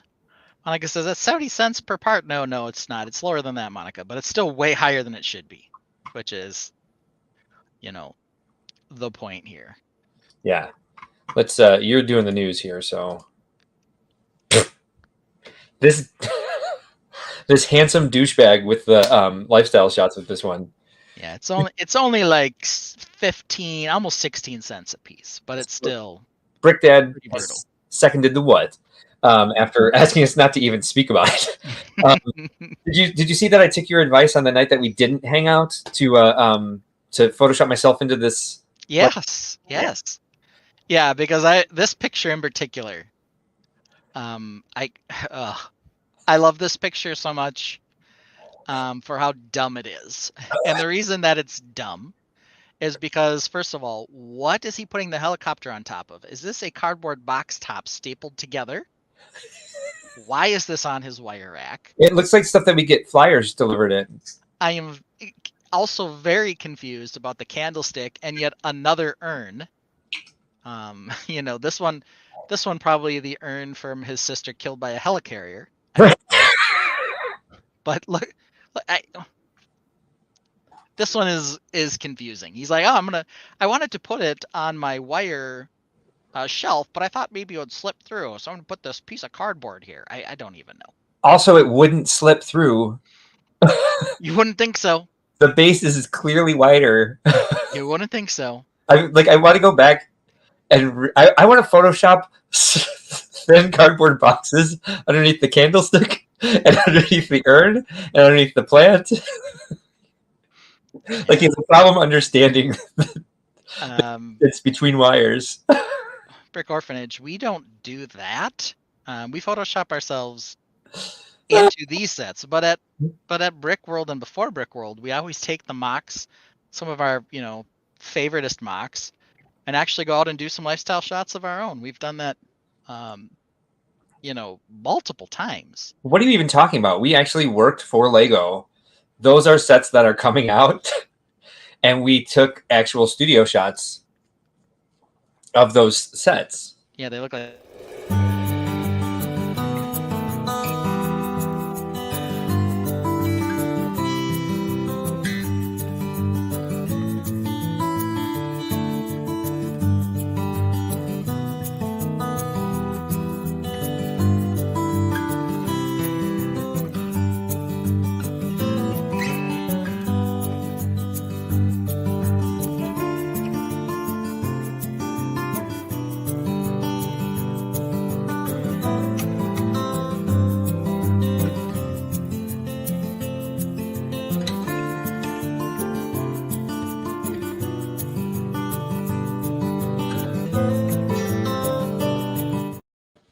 So there we have it. Those were some of the lifestyle shots that we took for some of future sets that we only can pray Lego takes our advice and makes, especially because we made lifestyle shots for them. Why wouldn't Lego want to produce those now that they see how much fun they are to use? Brick Dad said during that, while you were playing that, he says it's going on the shelf in the closet that he converted into the office bookcase. Can you imagine this poor guy trying? I don't have enough cardboard boxes to put all my books out. Nothing screams success like wire rack shelving, says Papa Rex. Welcome, Papa Rex. Good to see you. And we do have confirmation of 16 cents per piece. Apologies if you already said that. I was like 0.7 or something. It was pretty high. Yeah. So yeah, I mean, I think exactly, Amy. This is MIDI scale, and yet maybe this guy's got giant hands. I don't know, but this is all the bigger the thing is, apparently. It is not that big. It's only 509 pieces, and it's $80 freaking dollars. Hawkeye made it. It's about time. Good to see you, Mr. Hawkeye. Mr. Hawkeye sent us something we might be looking at later. Yeah. I will. So let's move on. More GarageBand stuff, so I hope we do. Ralph Nader says, so I only want to see you guys' lifestyle shot on Lego site now. I will let them know to get on it. Thank you, Ralph Nader. That's right. Wire racks are only good for storing hundreds of sealed Lego sets. That's not mine. Hey, look, ACOB is here. So let's get these girthy individuals to 1,000. Yeah, 1K, baby. 1K. On the way. It is top of the line wire rack shelving. That's right. So, Sean, if you just... Yeah, I mean, it's like this... it's looks like it's painted like matte gray. It's not the silver stuff. This is the quality thing. When I first saw it, maybe it's the runways, because my dad used to always buy aircraft carrier models, kits. That's the proper word to use for a model set, is a kit, not for a Lego set, model kit.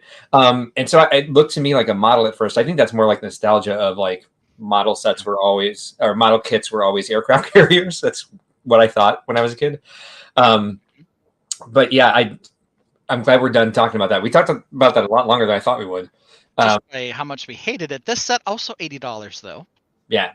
558 pieces, but it does come with 1, 2, 3, 4, 5, and a special 25th anniversary 6th minifig. Yeah, nub. So Mr. Nub there making up our 25th anniversary exclusive. Yeah. Let me see if I can find this one on Lego. we've got blind Han Solo. We've got Chewie. We've got the Lando and the Garb. We've got, I think, our third or fourth version of the Sarlacc, but at least this time he's got a bit more of a base around him, so he kind of looks like a little more properly built up. The skiff looks like a skiff we've seen 4 times before, but at least it's got figures. Yeah. The suggestion here from ACOB is perhaps this is the appetizer for the most important set of our lives. Yeah. It's maybe a tease for the next UCS set. I don't know. That's what we're all hoping. I mean, if something comes with that much brown and dark tan, I will buy that one. I will not build the sail barge, but I'll buy it, especially if it comes with a Max Rebo. Sail barge, you say? You think that this was the appetizer for the sail barge? No, couldn't be. I don't understand the logic there. I do like.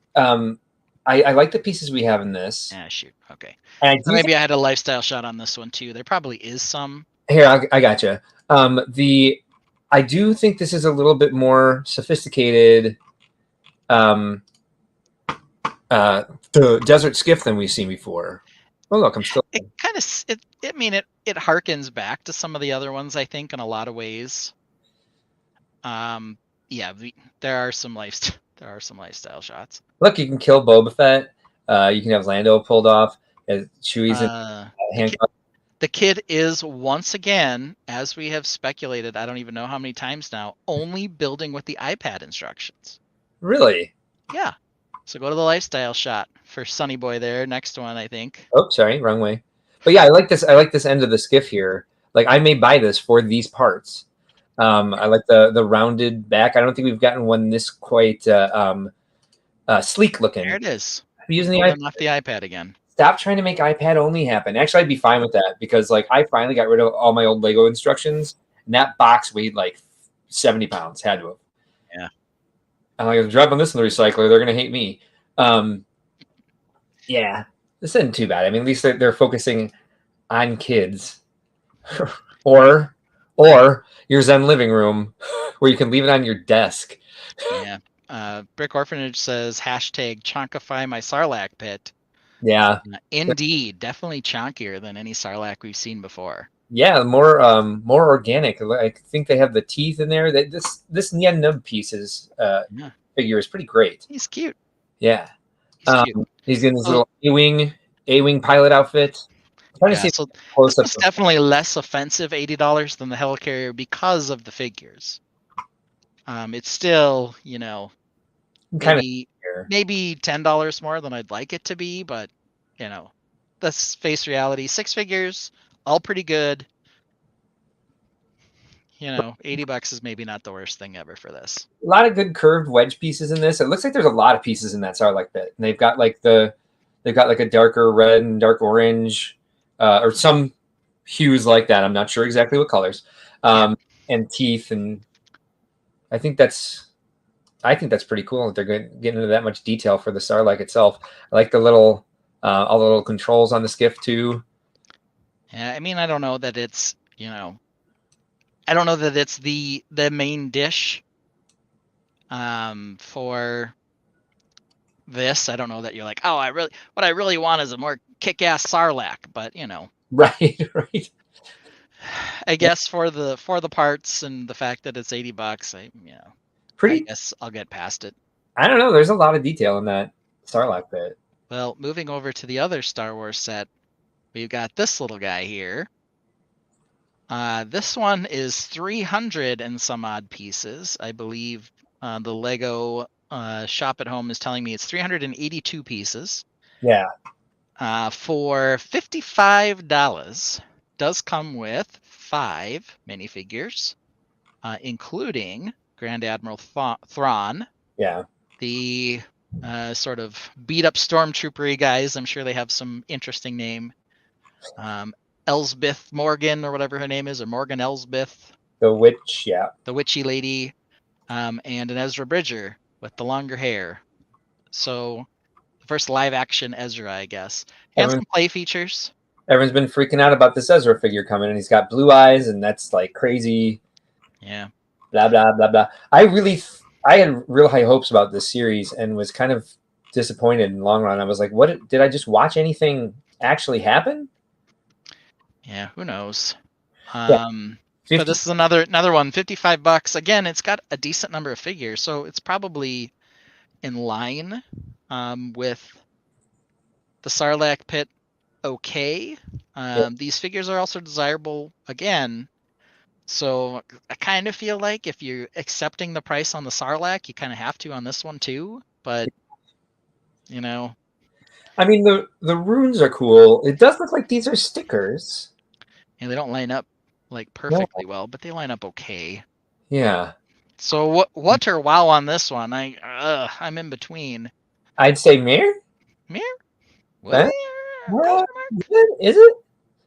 The next one that I'm sure I'm definitely giving it a what, but we'll see what you think. Hold There on. it is. Hold on. That kid is aggressively playing with this Yeah. set. Boy, that set's pretty well in focus. Everything else, not so much. Yeah, well, and he's not even listening to his music. He's just like, throw that crap over there. He also, there must be some wiring. Why there must be some wire end to this table because he's put down a cardboard box for to put his headphones on. Yeah. Jesse says yes to the figures. What's this? Governor says they heard Thrawn was an $80 set and tossed a set together to capitalize on it. Yeah, apparently. It's It's only $55 set apparently. yeah. Hey, check this out. What's he building with? An iPad. Yeah, Look how giant the pictures are in every single one of those. it's probably like one step per page. Like Yeah. every Check step out is putting two pieces together apparently. All right. Well, that's not a terrible. Oh, so there is like a play feature to this. So Yeah, there are a couple. There's some 3 different spinning platforms, and then I guess there's some launcher Oh yeah. feature as well. So there's some play stuff. I don't know. I wouldn't have understood that unless I saw someone playing with it. Now I know. Now I understand how this is supposed to be played with. Now I might actually buy it. Yeah, if you come back to throw my screen back up there quick. Oh, sure. Here's the play features described here. Oh, okay. So we've got I mean, launchy jumpy thing, and then turny wheelie things to make these things rotate. that's one way to do it, I guess. But Yeah, jumpy launchy thing and turny spinny thing. Qui-Gon Jeans is here. It says he likes the set. Reminds him of the Tainted scene, a pseudo diorama, very good for display. How did this compare with that Obi-Wan set? I don't remember there being an Obi-Wan set. Oh, the Obi-Wan set. Oh, Brick Jedi is here. I know what we're talking about with the Obi-Wan set. That one was probably one of the more hated sets that ever came out. Okay. Let me pull it up. You can switch over to Lego.com and I'll get this one that is being referenced here. It's like all our Star Wars people showed up right as we started talking about the Star Wars sets. It's like they have a Star Wars DAR. I think there's like a special call button that ACOB sends out when they're starting to talk about Star Wars. He presses the button and they all show up. Yeah. Like the bat signal. Yep. Kids like the app, so it's got a point. So there's an app. You can just look up the instructions of any set. Is that how this works? Hi, Qui-Gon Jeans. I want to make some more videos. I'm sorry. I did some pictures for ACOB of Qui-Gon Jeans. Just typed into a search or into an AI engine. Liam Neeson in denim Jedi robes. Let's see. Obi-Wan Vader duel. Oh, I do remember that now. Yeah. Yeah, I've got it up. So you can switch back over to me here. Really love to hate. This was the set. Okay. It was universally panned, I think. 408 pieces. I think it was only like maybe it was like $70. It was some crazy price. Yeah. It did have 4 figures and 3 of them were okay. Kind of threw in this last girl here. I don't want to see the search results. But this is what we were looking at here. So this one was not particularly well loved, and it had sort of a ugly looking rock base and then some weird play features. Yeah. I don't think this one works as well for display, which is probably why it didn't get the same or hasn't gotten the same hate, I guess, is this one has, or at least I haven't heard the same level of vitriol towards this Right. yet. Right. I'm sure if we look for it, we might be able to find it somewhere. There's probably some people who are spouting off on it. I think it's okay.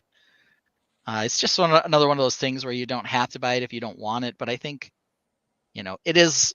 Yeah. I think it has more value for display, even though it has play features, I think than the Vader one ever did. I think Monica's right. They're like, we're going to throw Thrawn in it and like charge whatever we want.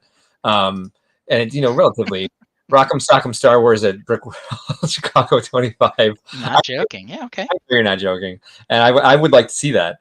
Now, are you going to encourage people to actually build their own Rock'em Sock'em robots, or are you just going to use this? One of these spinnery things. You could build something up for it. I guess maybe that's the joke. Is this is the Rock'em Sock'em set? This location in the show, I don't think Thrawn and Ezra were there. I think Ezra may have been. I don't think Thrawn was. Yeah. I don't know. They jumped off some sort of tall structure somewhere. But yeah, maybe this wasn't. This is where Ahsoka fell off the cliff. And yeah. So then if that's that part where they were looking at the map. Yeah. I don't think they had a corollary on the planet where they went. I didn't think so either. Good point. So yeah, I don't know. So it's an interesting amalgamation, I guess, then is what we're hearing. Yeah, agreed. Don't remember if Enoch was there. That had to be the minifig I was most excited for after Thrawn. At this point, I don't even know if who Enoch is. App is amazing and keeps my books crisp. Modified Star Wars foosball. Enoch is the other what do they call him? The brother, Sith brother like looking guy with he's got a cool helmet. Okay. I don't know if Ahsoka kills him, but she battles him at one point in the Ahsoka series and he ends up escaping. He's the taller, like the big, he was one of Thor, he was in the movie Thor. I don't know if he was also in the movie Thor. Okay, because I know that actor that I'm describing is now dead. So won't be back for Ahsoka season 2 if there is one. Oh, are you talking about Balin? Yeah, Balon, whatever his name was. No, this was a different guy. Enoch is not Balon, is what you're saying. He had a helmet on, so you couldn't see him. Oh, okay. But he was, cool looking Sithy like looking dude. Okay. And he's probably not actually a Sith because there's only 2 Sith at a time or whatever. He's a which is dumb. Sith knockoff or whatever he was. There's only 2 Sith at a time. Well, okay. Good luck taking over the universe. Let's move on to what I think will probably get a Golden Mask Stormtrooper. I know exactly what he's like. He has like that guy. He has a face on his. And he's like super short. He's like a short stormtrooper. All right, here we go. Brickhead's Batman 8-1. Why are we doing this?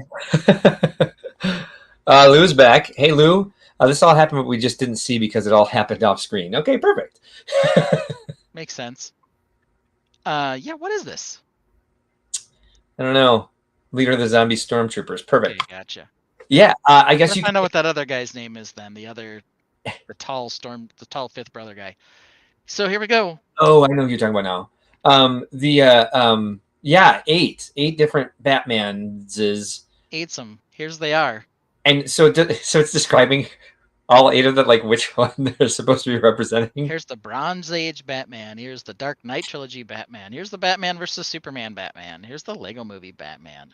Here's the Batman. The Batman. Here's the Batman the Animated Series Batman. Here's Batman from 1989.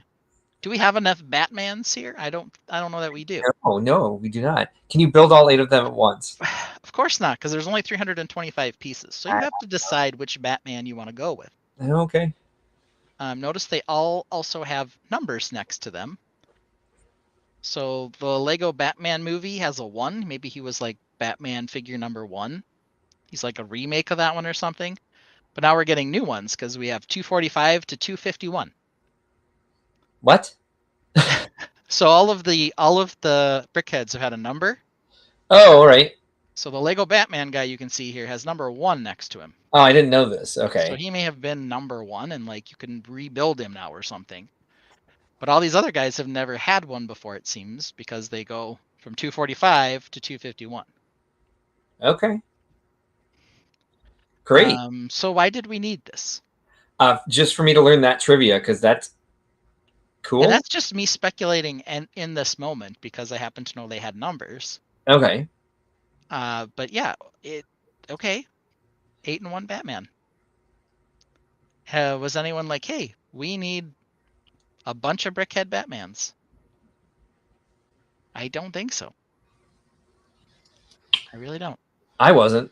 I'll tell you that much. Are you going to go out and buy 8 of this set so you can have all 8-in-1 Batmans?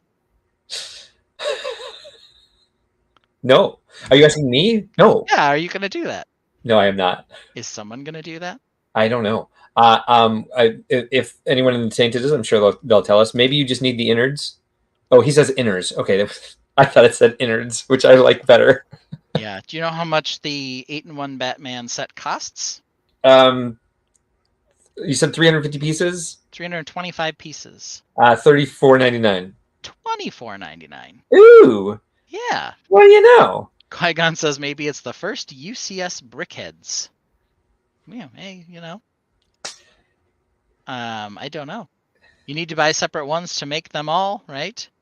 But I'm sure there's some you don't have to buy all 8 for. Yeah, that's maybe true. Like the blue one. Yeah. But who knows? Like Oh. those parts seem unique to the blue one, but you still need probably the head guts. Yeah. I've got a good question. Why are we still talking about this? Well, this one's a what? Yeah.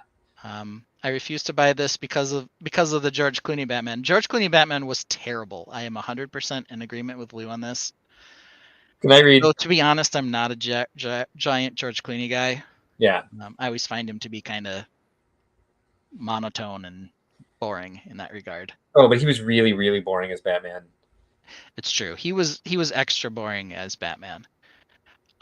It turns out I don't really see him as listing on here as one of the 8 Batmans. They did the 1989 Batman. Yeah, Michael Keaton. And then skip forward to the Dark Knight trilogy. So they're like Val Kilmer, yeah, all you guys. George Clooney, yeah. get lost. So who was the first one after Michael Keaton? Was there someone between Val Kilmer and George Clooney?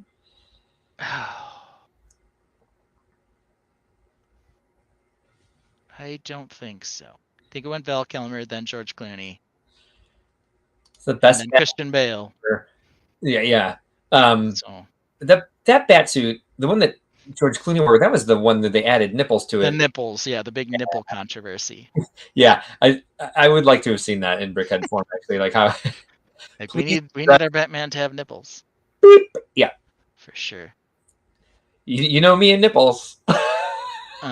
So yeah, apparently, I think Lou maybe likes that particular suit because he's got a nipple fetish, which is fine, Lou. No, right. We don't fetish their own. Yeah. But George Clooney's still a very boring Batman. Brickdead Builds wants to know where's the 8-in-1 Joker. Now that could be interesting. I'm sure there's at least 8 different versions. There are a lot. Yeah, there's the Heath Ledger one would be creepy. I think maybe too creepy. The Joaquin Phoenix one would be pretty fucking creepy too. That one's creepy too. They had the one with the dreadlocks, the animated one. Why am I all F-bombs tonight? Because you're tired. They're just casually like, what? Are there kids watching? I don't care. Yeah, so this one I think gets a what from me because I don't need 8 Batman Brickheads. I didn't even need 1. But now they're like, hey, just pick the one that you want and leave the other ones behind, I guess. I don't know, because... Or I could just leave them all behind. That's true. Yeah. I'll do that. Is it just me, or does the one that looks the most emo and sad, of course, being the Batman, the last one, played by our little vampire-y friend? They gave him little sad eyes. Like he's... Yeah, he's like the emo Batman. Look at him. I don't know. Why? Is that the Christian Bale one? No, the... just had it... Until you said Christian Bale, I had his name on the tip of my tongue. Robert Pattinson, the Robert Pattinson one. Oh, okay. That's funny. Boy, was that movie boring. I was like, why did I just watch that? And plus, God, and then the ending, I hated. Patrick Bavier says, I believe you need to buy 8 sets to build all 8. Unless you have number 1 Batman. So then you only need to buy 7. Fun. So that really makes the 8-1 Batman more expensive than he should be. Do you want to share, since we have a little break here, Yeah, sure. what Alex sent to you? If you can Yeah, pull that up. it'll take me a couple minutes because I did not save it to my computer, but I do have a Mac, so I can just grab it real fast. Okay. Well, while you're working on that, of course, what Alex sent us will bring us somewhere. Actually, And that is, of course, into the Blockleverse. Are you ready? I am. Welcome to Blockleverse, no souls around. Cheap sights and sounds, no life to be found. Photoshop toys on twin Siamese. Fathers and sons making IEDs. Welcome to the Blockleverse, everyone is checked. Water slides are funny, hands are grotesque. Car pest police, house cake topped off. Minnie's passed out, her head's popped off. Welcome to the Blockleverse, where dreams distort. Bad Photoshop, orphans in an eastern port.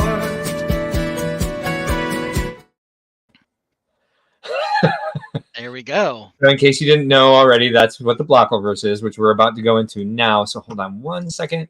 It's not giving me that screen as an option. It's like, no, don't show this crap. Of interest, while Mark's looking for that, of course, the other Blockleverse favorite of ours is Funhole, which has this logo, f.hole. But here we go now. We are definitely not copying a Lego set with the retro camera build set for adults creator movie camera model with stand, multi-plane camera building toy with 3 projection films, photography, gift for boys, girls, perfect for play and display. Totally original idea. Definitely not a copy of a Lego set that we've all seen, which may have cost something more than $26.09. That Lego may or may not have created in their Disney line featuring Mickey, Minnie, and Walt Disney. Well, let's start by saying I'm glad I wasn't purchasing anything embarrassing this week. It's just my shampoo and my Dr. Zevia. I was like, whoops, what's in there? So yeah, this, first of all, this thing doesn't look exactly like, but it's certainly not in any way, shape, or form a ripoff of something that looks a little bit like this. Or, yeah. Not at all. Not at all.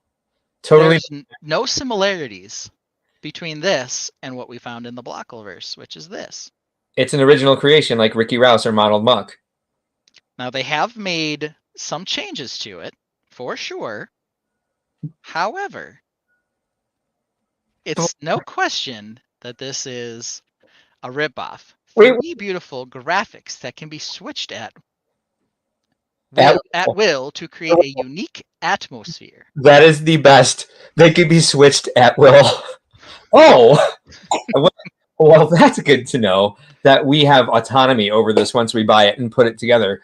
Beautiful graphics that can be switched at will. It's very cheap, so you know it's good. No, it is.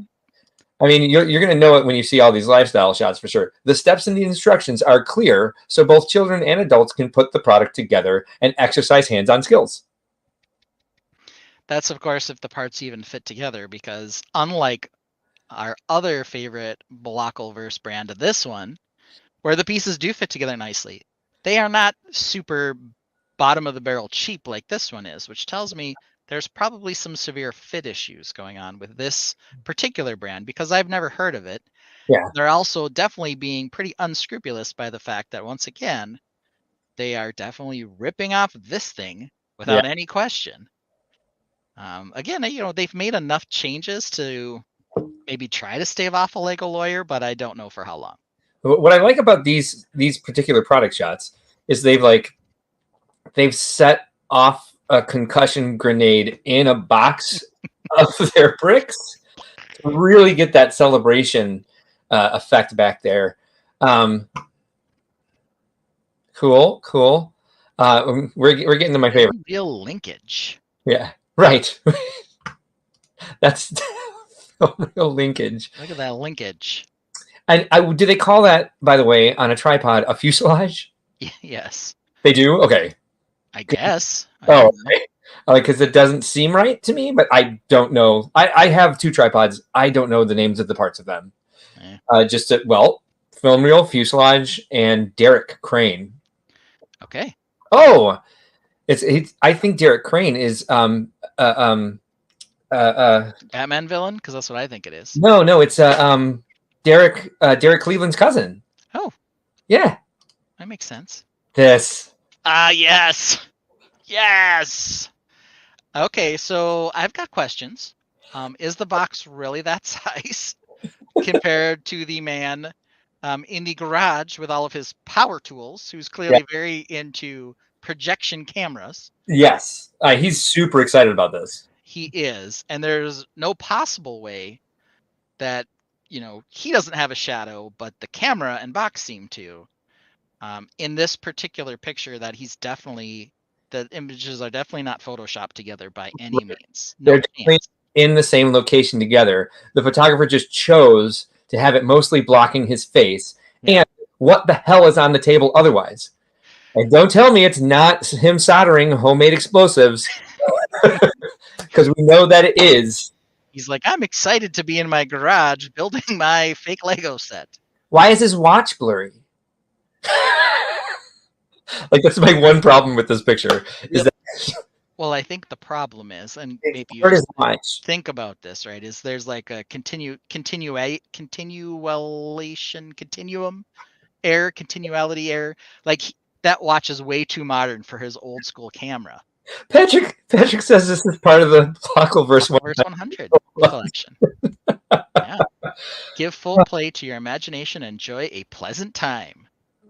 All right. Oh, do they have customer reviews yet? I do not know. Let's check that. Yeah, the explosion kind of does remind me of Lego Masters, but it looks a little bit more violent. Like, it looks like there's shards of pieces. Fun hole is what Lego tells these. FO is what Lego tells these companies most. Whatever. I can't like the breakdown yet. Mostly, yes. Yes, and that's usually what we find in the Blockleverse. Is they're like nowhere near. Sometimes they're not even looking at it. Or like there's like a family, something else is happening with the family in the background that's like clearly part of some sort of like child psychology. They're assembling an IED. That's the most likely thing we've seen. They're finding stock photos and photoshopping their product over it, because I think these are renderings of products too, because they're at the same angle in every shot. And is this like a ripoff of the Lego cupcake piece that they've used here for the? I guess. I don't know. And little buckets.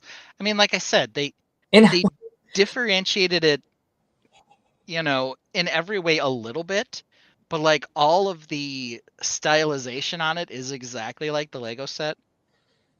It's like, well, Lego can't own all camera sets, I guess. They are trying to capitalize on that particular set 100%.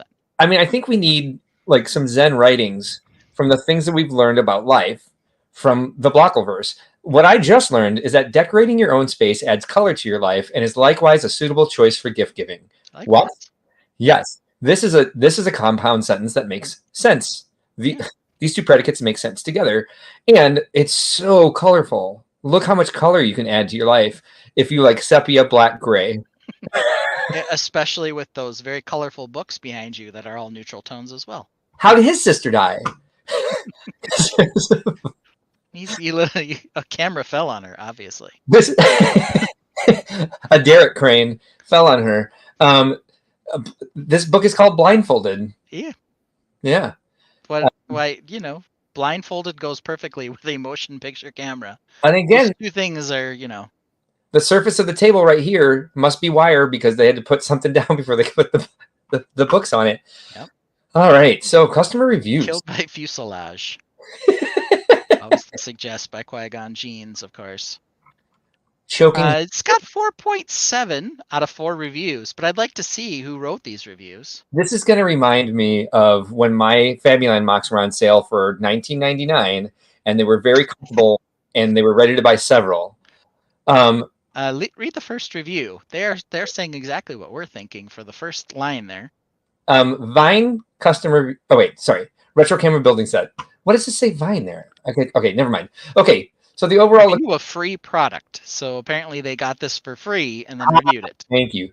Okay, so the overall look of the set is a pretty blatant knockoff of the name brand's Disney tribute camera kit. It's not a kit, it's a set. Anyway, right down to how it's staged and pictured on the box artwork. But with that said, I really like this kit. It goes together well and stays together, and the finished product makes for an attractive display piece. My only critique is the instructions could be clearer in places, but overall they still better than average for these types of kits. Stop saying kits. But again, the freeness kind of makes it more attractive. But sorry, there's a video. All right. Well, this is really a pretty cool set.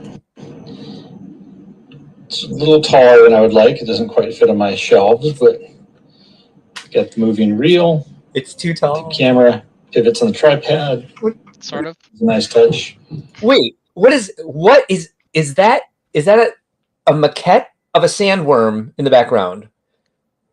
I don't know. Maybe. Yeah, that kind of looks cool. What is that? The inside,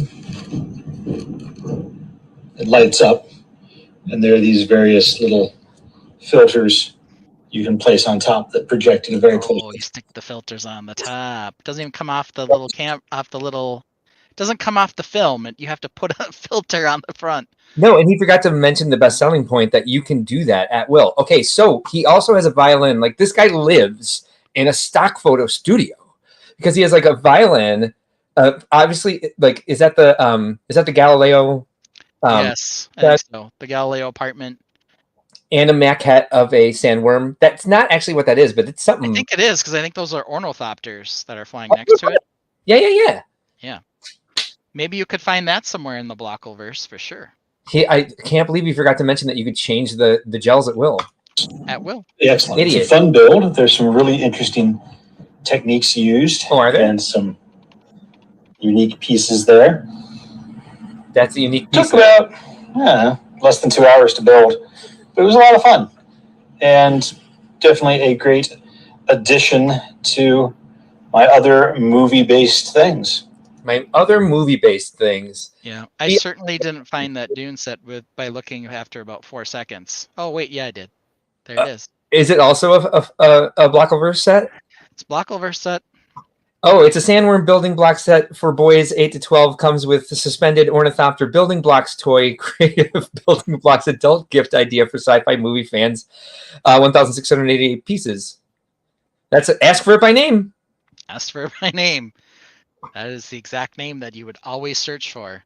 Hawk is suggesting that this set is better than Legos because the Lego set doesn't light up.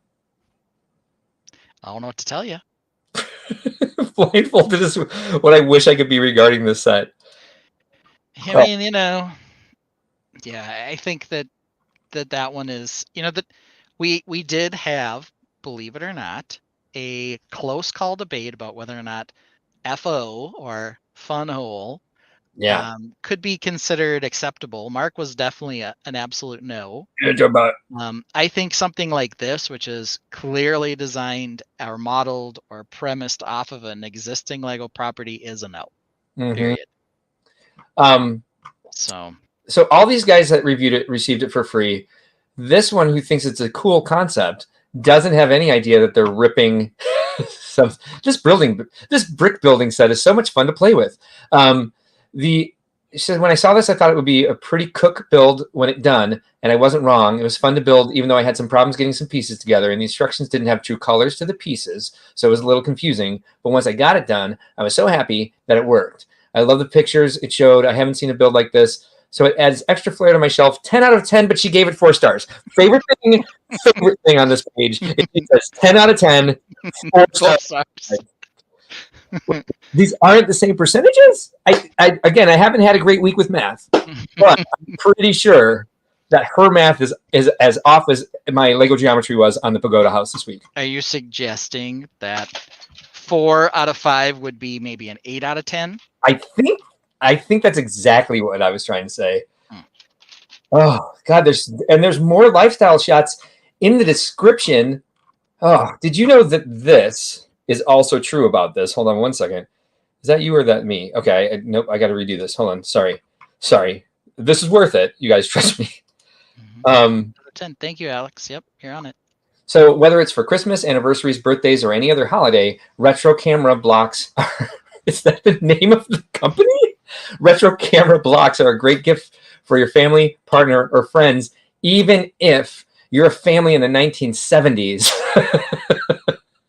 who celebrate Christmas with two trees, both monochromatic.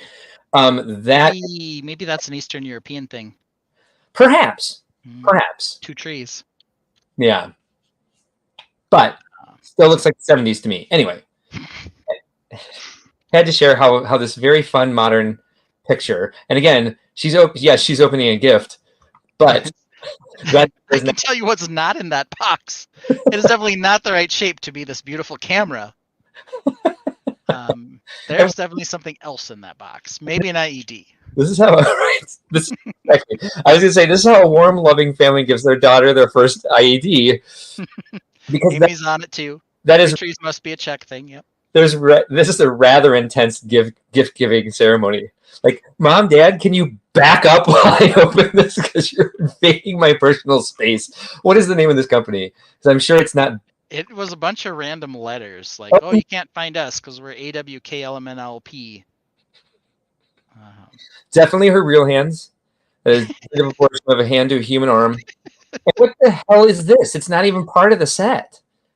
And again, how do you know? Again, she's making IEDs because look at all this other stuff that's here. Give full play to your imagination. Enjoy a pleasant time. In her kitchen, there's a spool of wire in her kitchen. She was making IEDs, and they photoshopped this toy over it. Places you can put it. They didn't even bother photoshopping it into this room. There's like, imagine it in these rooms. Can't put it in the bathroom or in your office. Yes, Aquame. Aquame. AKW me. Aquame. Or, as they like to call themselves, a gift from retro camera blocks are a great gift for your family, partner, or friends. All right, fair enough, everybody. Also, if you guys are ever looking for a gift to give me, now you know the brand of shampoo that I use. Or you can send me a case of Dr. Sevia. Thank you. Thank you in advance. The child is breaking the fourth wall, and it's frightening. I think, Lou, on film, they call it breaking the lens. Yeah, because she looks like she's asking for help. Like, can someone get me out of here? Because they make IEDs. Oh, Lord. Hey, Ben. You're back. How are you? I don't feel like ranting tonight. I feel like ranting about not wanting to rant. Oh, look, he's not even here. We can see him. No, we've got one segment before that. Oh, we do? Close call. Oh, God. You know, I was thinking about this today. You're really, really good at this. I have not had a single idea since we came up with this. Well, here we go. W was our letter. So, music, my first one, Melissa Etheridge, not a big hit. My second one, the Cranberries. Yeah. Big hit. So I'm going back to that well again. Better Weezer song. Island in the Sun, Hash Pipe, or Buddy Holly? Sweater. I did not put Sweater on here. Well, it's the better song. But that's not our close call. If you think that one dominates these three, that's why I didn't put it on here. I wanted a close call. I only know Buddy Holly. Okay. Because one thing that's fun fact about Weezer, they're irritating. That's a fun fact. Yeah. Well, here's the thing. I know that what you prefer, without any question, is folk country. Something is bubbling behind my back. And you say, this world's trying to ready every day. So you don't like Buddy Holly. When you need to unwind, you like to listen to something like this. In a world of bricks, there's a man named Mark, building dreams, igniting that spark. From morning till dark, He's making his mark. At Brickworld you'll find his shining art. He builds Animal Crossing in the park. He built Buttland, no detail too stark. With each tiny part, he's a creative monarch, building joy and wonder from dawn till dark. I do have to run to the bathroom again. Cool. Well, I can talk about this one in the intro. Hey, made it an hour and a half. I feel happy about that. Yeah. Go better. An hour into the bathroom he'll park. You'd think he drinks water like a great white shark. His prostate's enlarged and his mood is dark. Peeing freely with Orion's bark. And apologies to anybody who's joining in for the first time and is just bored to tears. Remember, there are no mistakes, it's just happy accidents. His basement flooded, blame an oligarch. No building on site, EB will snark. He's the CBO, he's not Caitlin Clark. Panic building all night till he hears the lark. It's 6:57 Central, to the Tainted he'll hark. It's 3 minutes to show time, and Mark's check with Denmark. Mark gives the nod, Ben parks his remark. It's finally time for the show to embark.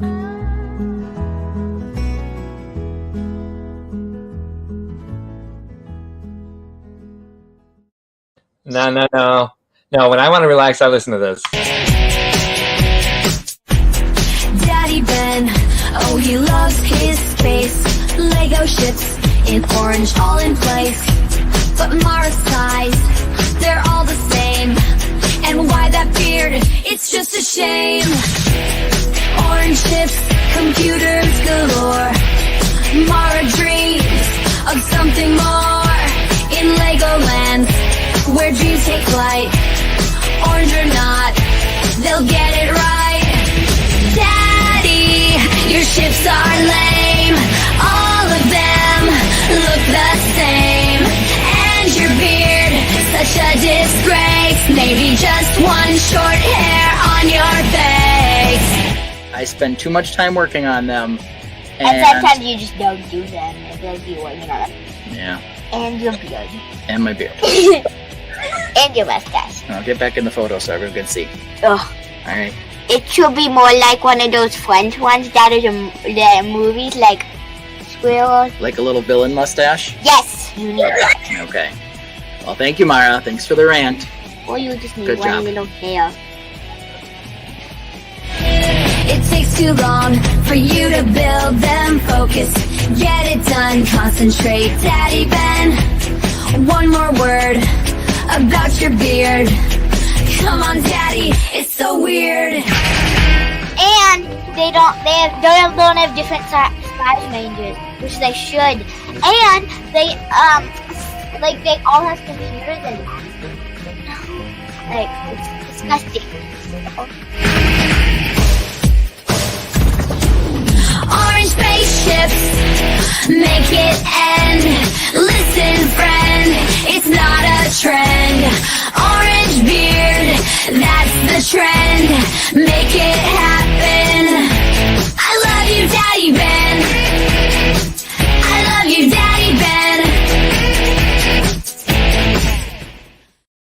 Close call. More of an earworm, Buddy Holly, or that song? Because that song is Daddy Ben is stuck in my head like all the time. So disgusting. So we've got Hash Pipe and Buddy Holly. Nobody likes Island in the Sun, which is literally their first song they ever really came out with. Yeah, I'm gonna check these out real quick. So hold on. Well, that makes sense. I actually have a a family friend who plays in a Weezer cover band. I don't even know what the name of their band is. It's probably like, Buddy Holly, I don't know. Was the Buddy Holly the Happy Days ripoff song? Yeah, that's kind of the Happy Daisy type song. But I don't really know. See now Mark's jamming to it. Island in the Sun, he's feeling I have a feeling.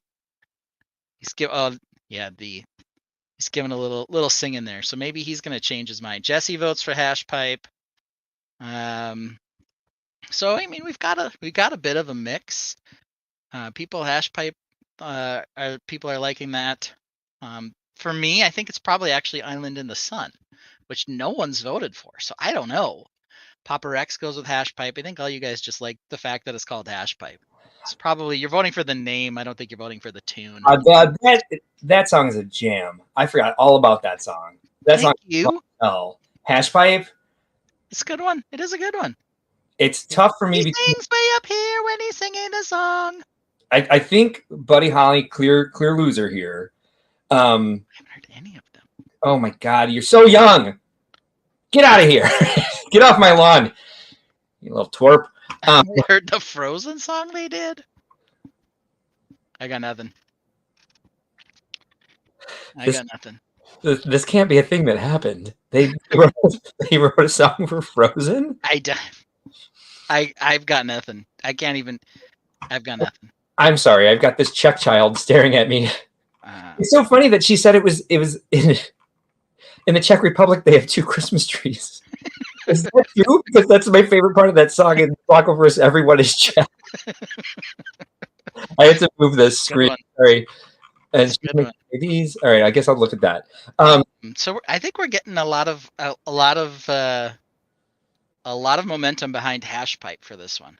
Okay. So what does this mean? Hash Pipe is a Grundy track. Now that's what.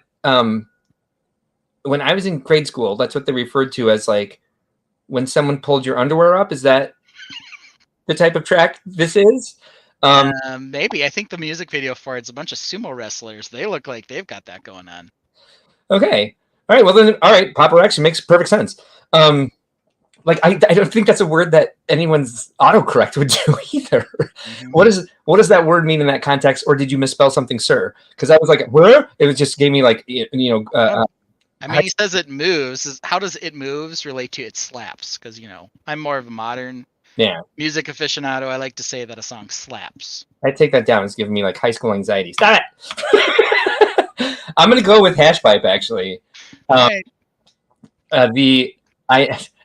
only reason I wasn't going to go with it is because you said everyone had started voted for it, and I was just like, well, I don't want to be like everybody else. But I had completely forgotten about that song, and that was something that I used to play at college parties all the fucking time. Mm-hmm. Here we go again with the swearing. I know it's not a big deal, but I'm just like, songs I just don't say, oh, I'm going to listen to Weezer. Well, I mean, okay. I don't either actually. Starts with a W. So that's what we went with today. I don't know. Well, it's not our only close call. I think Hash Pipe took this one. Worst 4th of July event.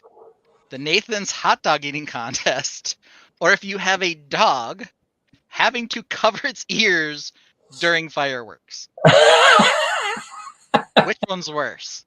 Well, we made a party out of Cheetos' fear of fireworks. And it was actually really sweet. I don't either. That is kind of what I said. Big Strack Bix. What is wrong with my brain and mouth tonight? They're just not connecting to each other. But no, it was really cute. Like Cheeto's dad was even like, "Why is she climbing up into your lap more than mine?" Because we have Cheeto a lot, and Orion was like sleeping under his chair. So I'm like, "Okay, all right." So Orion doesn't have the problem, so it's a little bit easier for me to like, "Hey, we're gonna go order pizza, play cards, and drink." To keep Cheeto calm, and I'm just like, I'm just having a good time because I'm out of the house, I'm away from my desk, the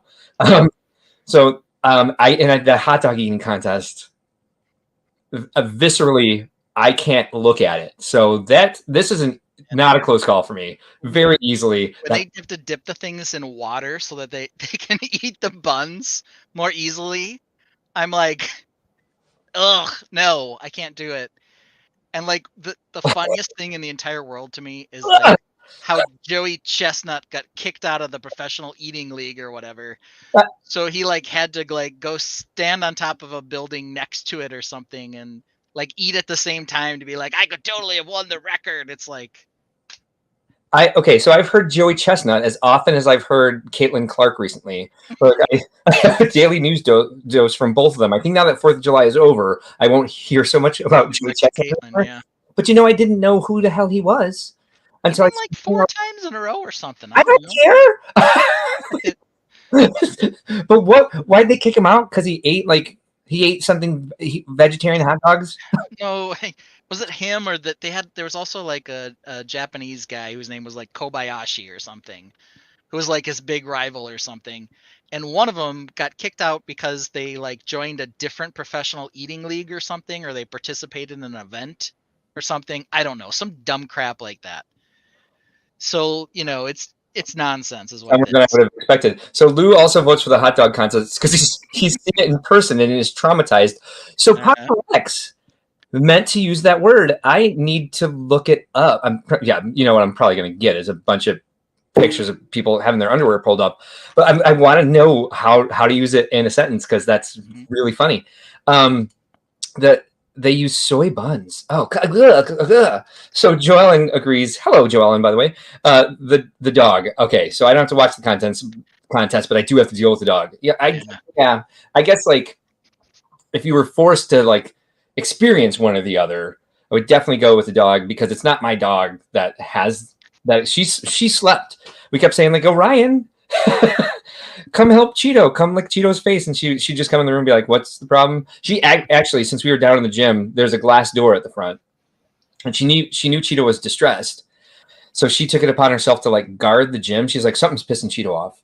And so every person that came anywhere near the door, she was in the glass door, like,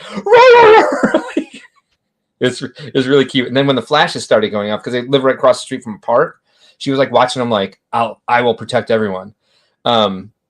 Sponsored by a soy bun company, I heard the competition wouldn't let him use soy buns. Oh, so he's sponsored by a soy bun. I knew it was something to do with soy. Some stupid thing like that. I thought it was like he was eating soy dogs. So he now he has a sponsorship from a soy hot dog bun company. And so they wouldn't let him. What? This is what you tune in to think outside the blocks for, you guys, is all your hot dog contest eating news. Yeah. Joey Chestnut has made the stream. I love that part of the song, by the way, where like he's not Caitlin Clark. Like, yeah, no, really not an athlete, not on the news every day. So this is what it says. Organizers of the Nathan's Famous Hot Dog Eating Contest said Tuesday that they banned Chestnut the 4th of July event after he signed an endorsement deal with Impossible Foods, which recently launched a new marketing campaign specifically targeting meat eaters. And he was going to be eating, his nickname apparently is Joey Jaws Chestnut. He was going to be eating Impossible soy-based hot dogs. Holy crap, I was right. Because he was eating vegetarian hot dogs. I actually knew the answer. That's and he's prioritizing. I hate that I knew relationship over his long-standing relationship with Nathan's. I really do hate the fact that I had the answer, not knowing it. Joey Chestnut's a son of a bitch. Yeah, what eating vegetables? How dare you? What an ass! It's a bean. It's a legume. It's a protein. Come on, settle down, folks. So if you guys could help me out, it's the second time I've done it. If Joellen hadn't elaborated, I wouldn't have known. The word dog is in both. So Brick That Builds, I'm not exactly sure which one you're choosing here. Maybe that's the trick. I imagine it's the scared dog. I think I'd suffer through the dog versus the hot dogs. Yeah, I would choose the dog as well. Yeah, this is a hard one to vote for, I guess, because are we asking which one's worse? So Brick Dad Builds thinks the dog is worse. I guess. I mean, you can. I think the problem is for some people, you can always avoid the Nathan's hot dog eating contest. Though I can't avoid Caitlin Clark news, and apparently Mark couldn't avoid Joey Chestnut news. No, so I can't either. You know, you gotta suffer through the stupid news regardless. Well, but and if you have a dog, you know. I mean, today's news was actually exciting. Like she got a triple double or something like that. I'm like, oh, good for her. She keeps proving that she's a badass. All the other one has been like, she was fouled again last night, and she was fouled 10 times, and blah blah blah blah blah, blah and so was ejected from the game for a foul. I'm like, shut up. What I hate is this is what somebody else said about Caitlin Clark. I'm like, I don't care at all. Well, and plus, what Sue Bird said about Caitlin Clark. I don't care. Our WNBA team, like their highest ratings are when they play Indianapolis. Indiana. I'm sorry? Indiana. They may be based in Indianapolis, but it's the Indiana Fever. Oh, my fault. Sorry. Mm-hmm. And so they keep talking about the ratings for our WNBA games, which is great. That's good too. I do appreciate that she's bringing more attention to the sport because I just don't need every story to be about her. Every day. If she does something cool on the court, fine. If it's somebody talking about her, I don't care. Amy Schultz says hot dog eating is worse. Alex says he suffers because of the anxiety they have. I had that issue with Cheeto last year because we brought Cheeto to our house because Cheeto's parents had other plans. And they're like, it'll just be easier for her over there because she has the basement. And like Joellen's dog, Cheeto stayed here under my desk the entire time. Mm-hmm. And she doesn't just like sit and wait. She kind of like wants to stand on a person. And it's not like she'll eat, like she eventually does like calm down and go to sleep. But mostly like while it's going off, she wants to stand on you and like keep you there. It's almost like she's protecting you. But like I was trying to get up and she'd press her head into my shoulder and I'm like, okay, I guess we're staying here. Hot dog is worse. I'd comfort the dog. Yeah. Yep. That's my vote as well. Can't believe she didn't get picked for the Olympics team. Oh, I didn't know that. Turn it off. I don't care. She's a rookie. And then but she'll have her chance. And then Michigan is the Thunder Jackets, apparently. I want to say we're the Fire, but I think that is our soccer team. That's our men's soccer team. What is our WNBA team? The Sky. The Sky. Thank you. Yes. Don't you have the other one, Reese? We have the Hounds, which is our. No, the girl. The arch nemesis of Caitlin Clark. I don't know. Angel Reese. Oh, Angel Reese. Okay, yeah. Yes. I remember her name there for a second. For some reason, even though I've read 58 stories about her too. Thunder Jacket is a dog reliever, not the Michigan team. So the Thunder wear them apparently. And Cheeto has one. So you think I would have recognized that term? I was like, Alex Neer's WNBA team is called the Thunder Jackets. And Amy Schultz, thank you very much. No, Thunder Jacket is a dog reliever. Oh boy, no. And Alex, thank you. Yes, I think you're going to need to put on a Thunder Jacket. I'm going to need a brain jacket, you guys. Okay, we have one more. And because I feel like, this is a damn Lego stream. Why are we not talking about Lego? So, which should return? Rock Raiders or Power Miners? What are we thinking here? Power Miners was crazy in a... It had teal and chrome. Right. So, I do think there's more nostalgia for me with the Rock Raiders, especially with those cockpits. I used those cockpits to make airships. They were the hulls. Mm-hmm. Like steampunk stuff. It's a real good steampunk look. I did like all the Power Miners was crazy. They had the Alcatraz. It wasn't called that, but it was called like the underground prison for the rock monsters. It was called like Lavatraz or something like that. Like they literally used like, which is funny because all their names are like relatively generic, like Downtown. Like this was Chrome Crusher. At least that's kind of a name, but it's in a theme they're going to do that. Power Miners was crazy in like a pop culture sort of way, and that it didn't need to come back. And they just did such weird stuff with it with all the lava monsters. Who were the characters? So this is what's going to help me with this. Who were the characters? Lavatraz. It was called Lavatraz. Yeah, set 8191. Is that his actual name? My brain's not dead. Hawkeye has voted for Rock Miners, which is probably that's probably what they would come out with if they did bring either one back. They'd just be like, we'll just make a new one that kind of has both names. Because that's how they talk. I don't know what that was. But I think the original rock monster in Rock Raiders was Round one, yeah. non-posable and was just like, "Arr!" Just like always mad. And they did a better articulation in 2 different rock monster sizes with power miners. But I love that original mold that was just kind of like, it didn't make much sense. Monica Berry is unfazed. MG, hello MG, votes for Rock Raiders. I think I'm leaning on the side of Rock Raiders. I just think Power Miners was so funny and odd. Didn't they have a video game as well? They might have. That it definitely was indeed called the Lava Traz. Only 381 pieces.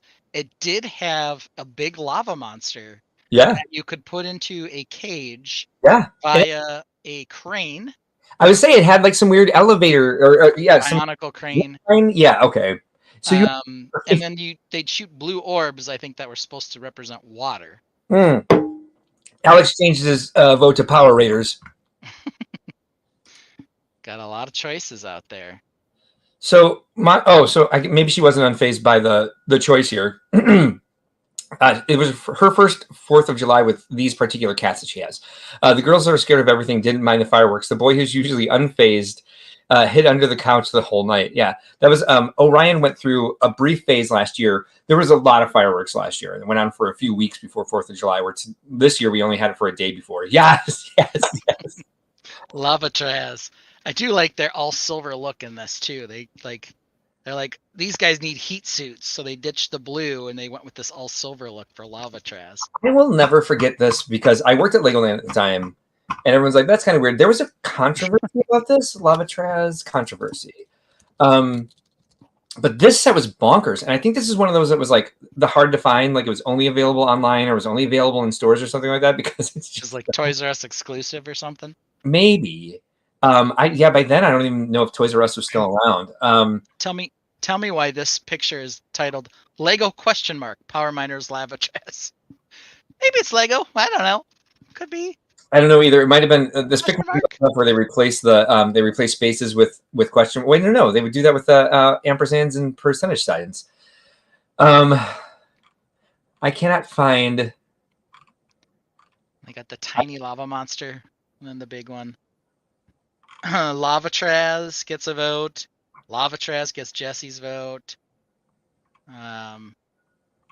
Bring it back as a Friends edition. Hey, why not? Bring it back as a Friends. Power Miners, because I love the rock creatures. Yeah. I mean, Rock Raiders had rock creatures too. They just, weren't this. This thing's crazy. So, MG went with Rock Raiders. Did you already read this one? Yeah, so they had 2 different phases. They had the white and then the silver. Yeah. So I think the silvery thing here, the flat silvery ones are supposed to be like heat shield, heat resistant. With the blue orbs. And I think the original color scheme of the Power Miners was blue and the lime green and the orange. Mm-hmm. Now here, I think they substituted out blue more because they're like, hey, now we need to add water to fight the lava monsters. Which, hello. Duh. I'm not unfazed. I was correcting my spelling. I figured that out once I read it. In order. I think details. I don't know if at 9:30 my brain's like waking up. I can't find whatever the controversy was. I think that was also at the same time that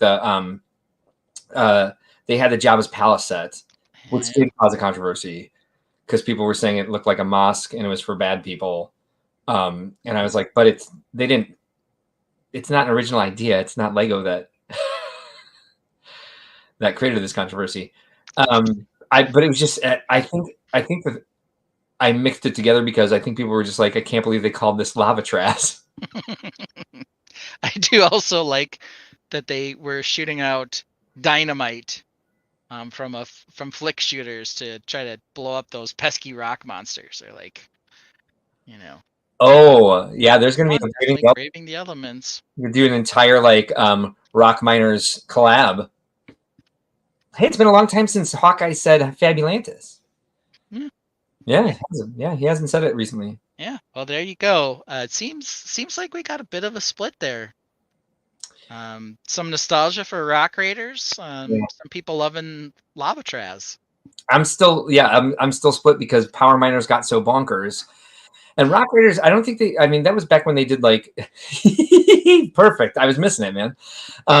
Rock Raiders maybe had like they usually go like primary, secondary, tertiary, where they give you like the main line for these outside themes. And I think Rock Raiders only made 2 waves. Maybe they had a third one with like 1 set or so, but it was like one of those that I don't think took off the way they wanted it to. Why then they brought it back in a different way? I don't know. But no, I guess it is kind of a close call for me. I guess I'll go with Rock Raiders just because of like the chrome and the steampunk pieces. And I think was that the first time you saw Turquoise? Yeah, I think it may have been, and it's certainly more nostalgic. I think the design and the artwork leaves something to be desired, to say the least. I remember an article in Lego magazine about like how they conceptualized it and like blah blah blah, and I was like, that's a lot of effort to go in for something that's really kind of lackluster. I will say, Tainted Fabulantis collab. I mean, get it going, man. There's nothing. You guys are here. You can certainly do it. Tainted can do whatever they want. You guys have definitely taken on a life of your own. Would I join in a Fabulantis display? I'm not saying I wouldn't. I certainly would. I think FabuFam Milwaukee came up with a really good Fabu figure, like a mermaid type. So she's on top 17. Hello, by the way. Grew up during Power Miners and couldn't care less about it. Rock Raiders is sweet, on the other hand. Okay, interesting. I completely lost my train of thought. Forgot what I was. Oh! What's crazy to me about Rock Raiders is that like one of the big features for all of their sets was that like that drilling piece. And the reason it's so chonky is because I think you had to put like 2 AAA batteries, maybe 2 AA batteries in it. Maybe it was early enough for the people didn't have things designed for AAA batteries so much yet. But yeah, to make that light up, you had to shove. I think you had to shove 2 batteries in it, and that's why it's Chongus light thingy here. Yeah.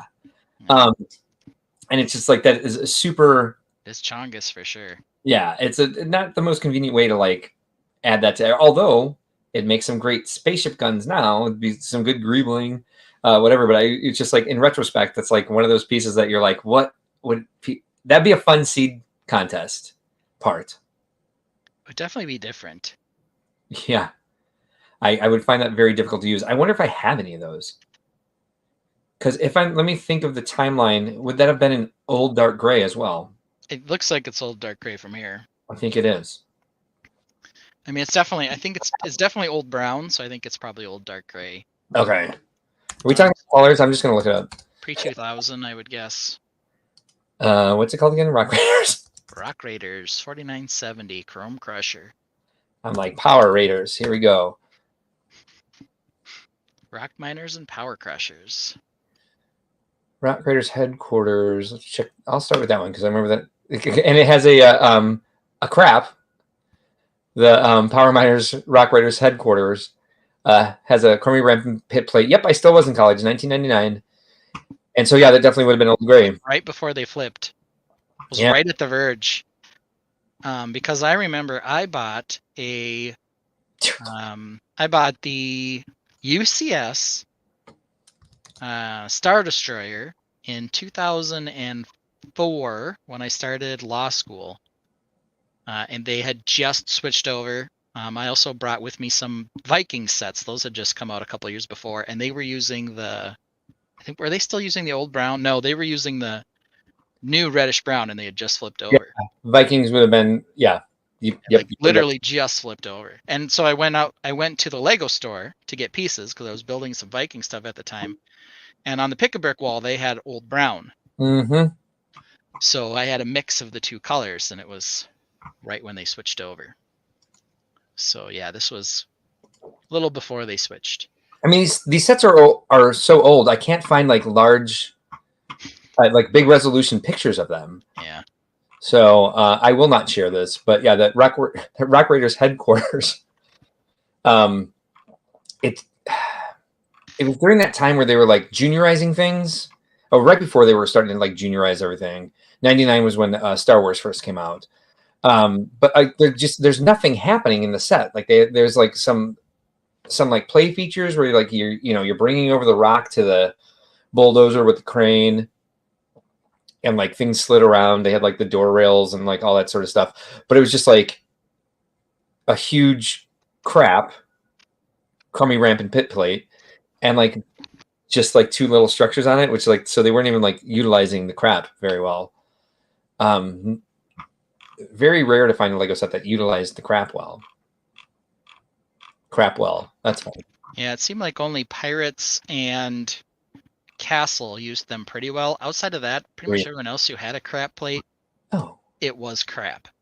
The space ones in particular were just horrible. Yes. But anyway, well, kind of a mix there. Unless if you can't find anything, we're going to move on to, what are we going to move on to? Of course, we're going to move on to Whippersnappers. Listen here. That's right. Maybe complain about how he can't find what he's looking for on the internet. I don't know. Yeah.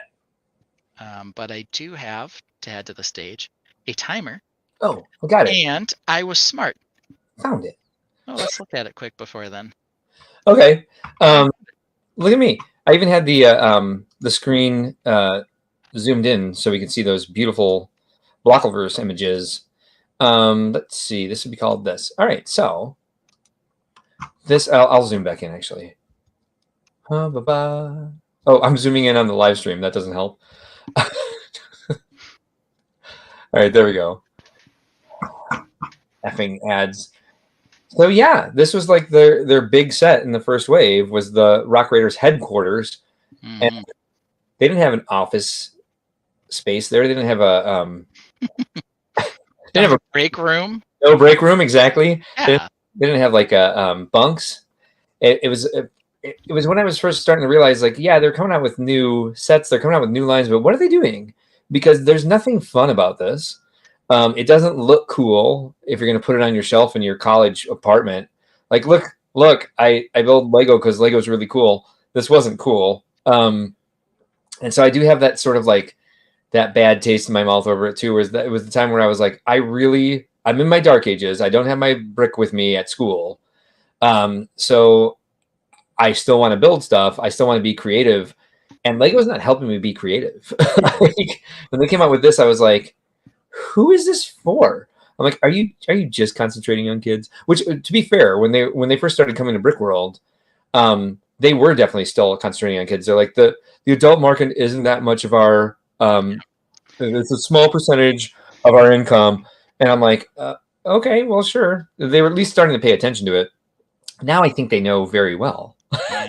Well, a lot of money off of it. Yeah, I mean, this was 1999. This was, we're getting into a little bit of Lego history here. This was right when they had first come out with the Star Wars, when they first got the Star Wars license, because Episode 1 came out. The years right before that, including this one here, the same years, that Lego was struggling badly. And this was part of it, this was what the set quality and the images and everything was like. Yes, good point.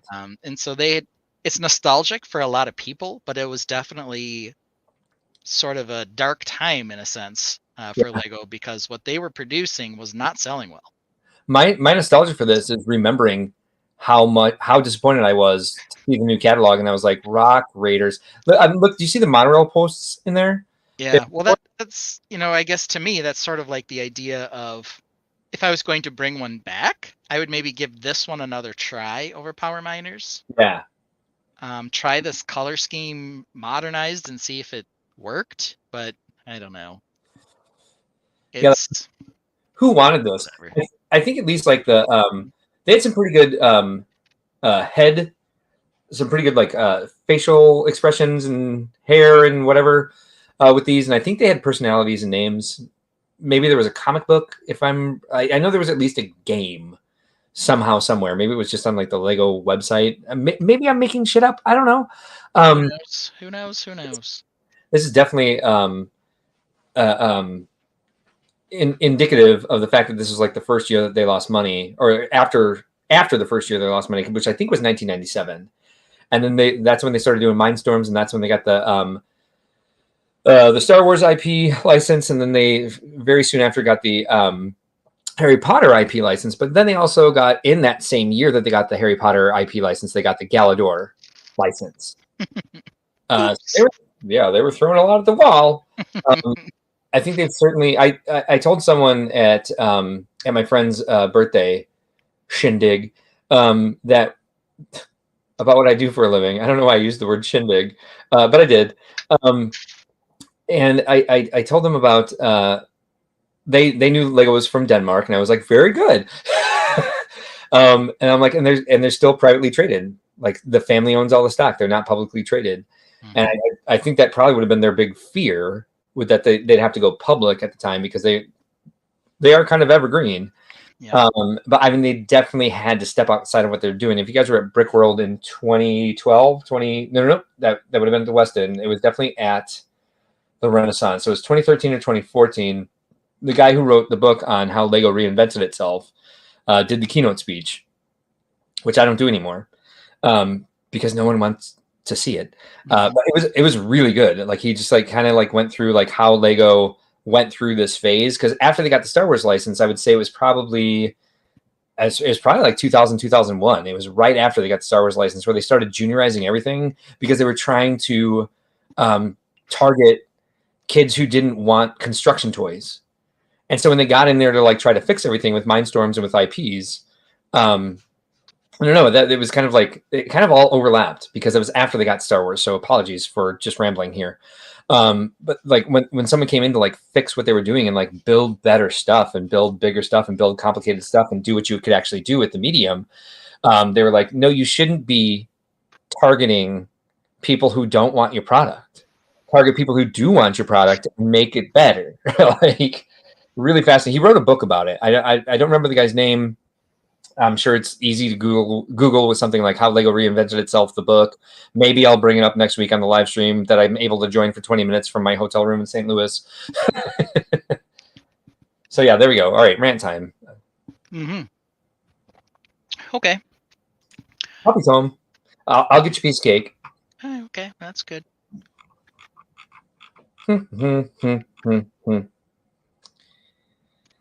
Oh, or I won't. Where the hell is it? I put it at the top. You did. You rearranged stuff. You made things easier for me, and it just I tried harder to make it easier. All right, I'll get the volume at the right level, and let me know when you're ready to go, and I will start the music for you. I'm ready to go.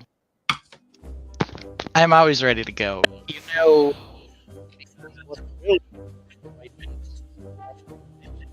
I'm trying to have a nice, relaxing vacation away from Lego, and guess what happens? My live stream partner is like, hey, I'm going to introduce you to the Garage Band by hanging out with them on a Tuesday night and making you feel bad. And then when you call them on Wednesday, I'm going to have you basically learn how to instruct them to write jams for us. And then what happened? Instead of relaxing with my family, I spent the next 2 days writing songs with the Garage Band. Like they'd send me drafts and I'd be like, yeah, that song's all right, but it needs a few changes, a few tweaks. And you know what? I didn't relax at all. Instead, I basically ended up working at a job I don't even get paid for, writing songs with a Garage Band that's stealing my friend Mark from me. What a freaking joke. What a terrible experience. And I don't know whose fault this is. Is it my fault? Is it Mark's fault? Is it Derek Cleveland's fault? I don't know, but I'm mad. All right, so that may be one of the reasons I was asking Derek Cleveland to leave you alone, because I've had nights where I'm writing songs and I'm like, is the sun up? Is it 3 a.m.? Yes, that was July 3rd for me. How did that happen? How did that happen? It's fun, isn't it? I mean, I just have to say, Derek, fix that verse. I mean, it's not that hard, but you know, they're great to work with. He sends them to me, like, you know, as they're working on them. But as you're waiting for him to come back, you're like, okay, I'll just stay up and wait for the next track to come in, because sometimes it takes like 30 seconds, sometimes it takes 5 minutes. Yeah. But you'll get it back, and you just want to hear the next one. You want to hear how it was fixed. I 100% get this. And then the music videos that go with them. I hope that I didn't ruin my dad's. You know, I hope he doesn't have a download limit, because I downloaded a few episodes of Think Outside the Box, including one where Mark hosted by himself, which if you haven't listened to it, that's the one that includes the line of, if this is the first time you're watching the stream, I apologize if you're bored to tears or whatever. That's in the song. So, Yeah. it was basically a life ruiner, and you feel good about it. Yeah. So, I mean, my original major in college was music theory and composition. Mhm. So I found Very amateur. that's why my first GarageBand notes it wasn't really something I could share with you because it was an absolute mess. And so, like, getting back into writing music for me has been no Z's spouse. It is definitely Derek Cleveland's fault. Derek Cleveland is evil, and because he's so talented and he's fulfilling these deep based desires of ours to create music and entertain people. I haven't written music in years, and one of the reasons I stopped doing it is because I was temping, I was working in theater, and it was just I would lose myself in it the same way I am now. Like, literally at least twice, I've been like, oh dear God, the sun's up, or I'm not even looking at the clock on my computer, and I have an array, so I have 3 clocks. I have a phone. I'm like ignoring the time, and I'm just like, it says 30 seconds until this one's done, so I'm going to wait. Like, one of the reasons that my original notes with Derek were, I just can't share this with you, is because there were several like 7-minute songs. And that's the average, because I've written 15-minute songs with Derek, because I'm like, oh, what if we did this? What if we did this? What if I tried this? What if I... So, like, I get it. No, I'm right on your side there. And so I'm sorry it hurt your feelings, but that's why I was trying to keep you from Derek. I mean, it's okay. The results are pretty decent, I would say. Yeah. Oh, definitely. So we'll keep working on it, but spouse says it's I'm the only one who's got any blame in this. As I was watching the songs that you created with Derek, I thought of a couple more resources that are really helpful for getting Derek to work better at what you want. So I'll share those with you this week. Yeah. Perhaps we can have a Tuesday night hangout if I'm not busy with Derek. If you're not busy with Derek. Yeah. Always the exception. All right, are you ready to rant? I am, and the only one I can think of is kind of like serious. So I'm going to go with my serious rant, and I'm going to see what people in the chat think of it. All right. Well, all right. So started, and here we go. This one's against Lego itself, which I try not to do and try not to make them serious. But I would really like it if Lego would do with system minifigures the diversity that they've shown in the Lego Friends mini dolls.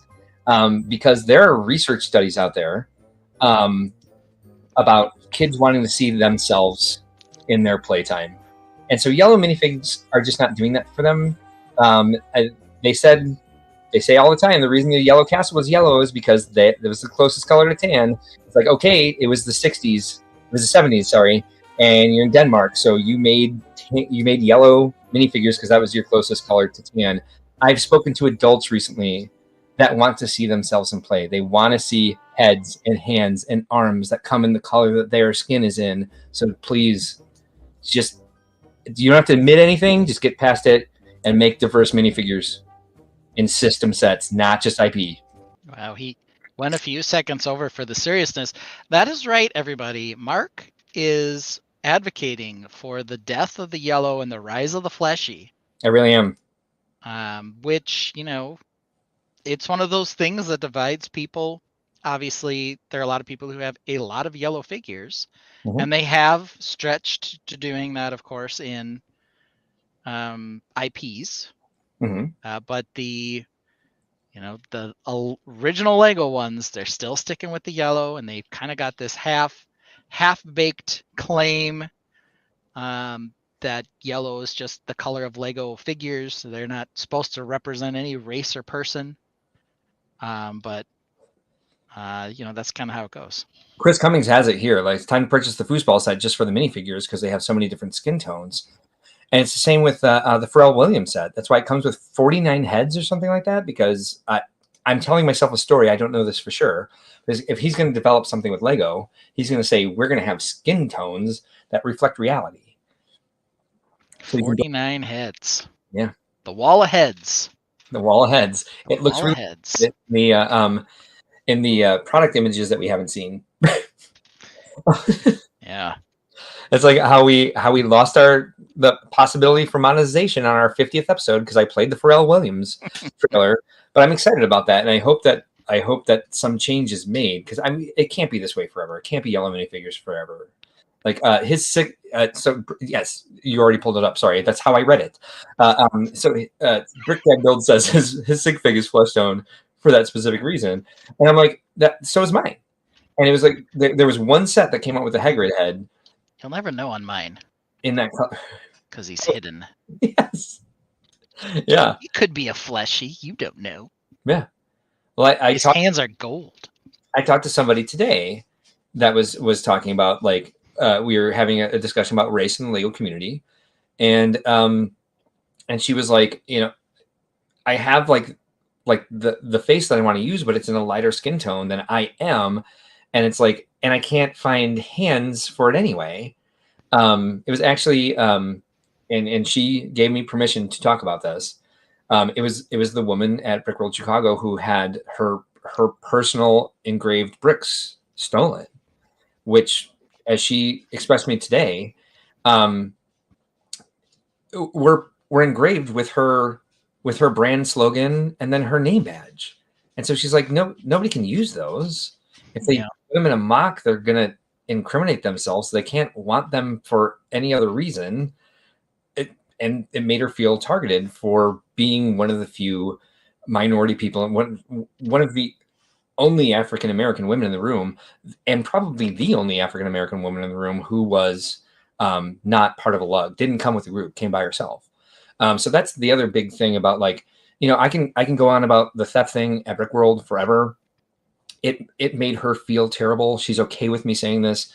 I hadn't asked because I just wanted to like go into action, and I had a meeting with her today, and she's okay talking about it. She's okay with us saying who she is. She's an amazing builder. She's a great person. She's Nyx Bricks on Instagram. So if you want to follow her, please do, because you'll be inspired by what she posts. This is all part of it for me. Like, yes, we want to catch this person who seems to be targeting other ethnicities, targeting Black and African American builders at Chicago by stealing their engraved bricks that they can't use anyway, which really makes me angry. Some of the best compliments I feel like I get is that that people feel like Brickworld is the most diverse Lego convention they go to.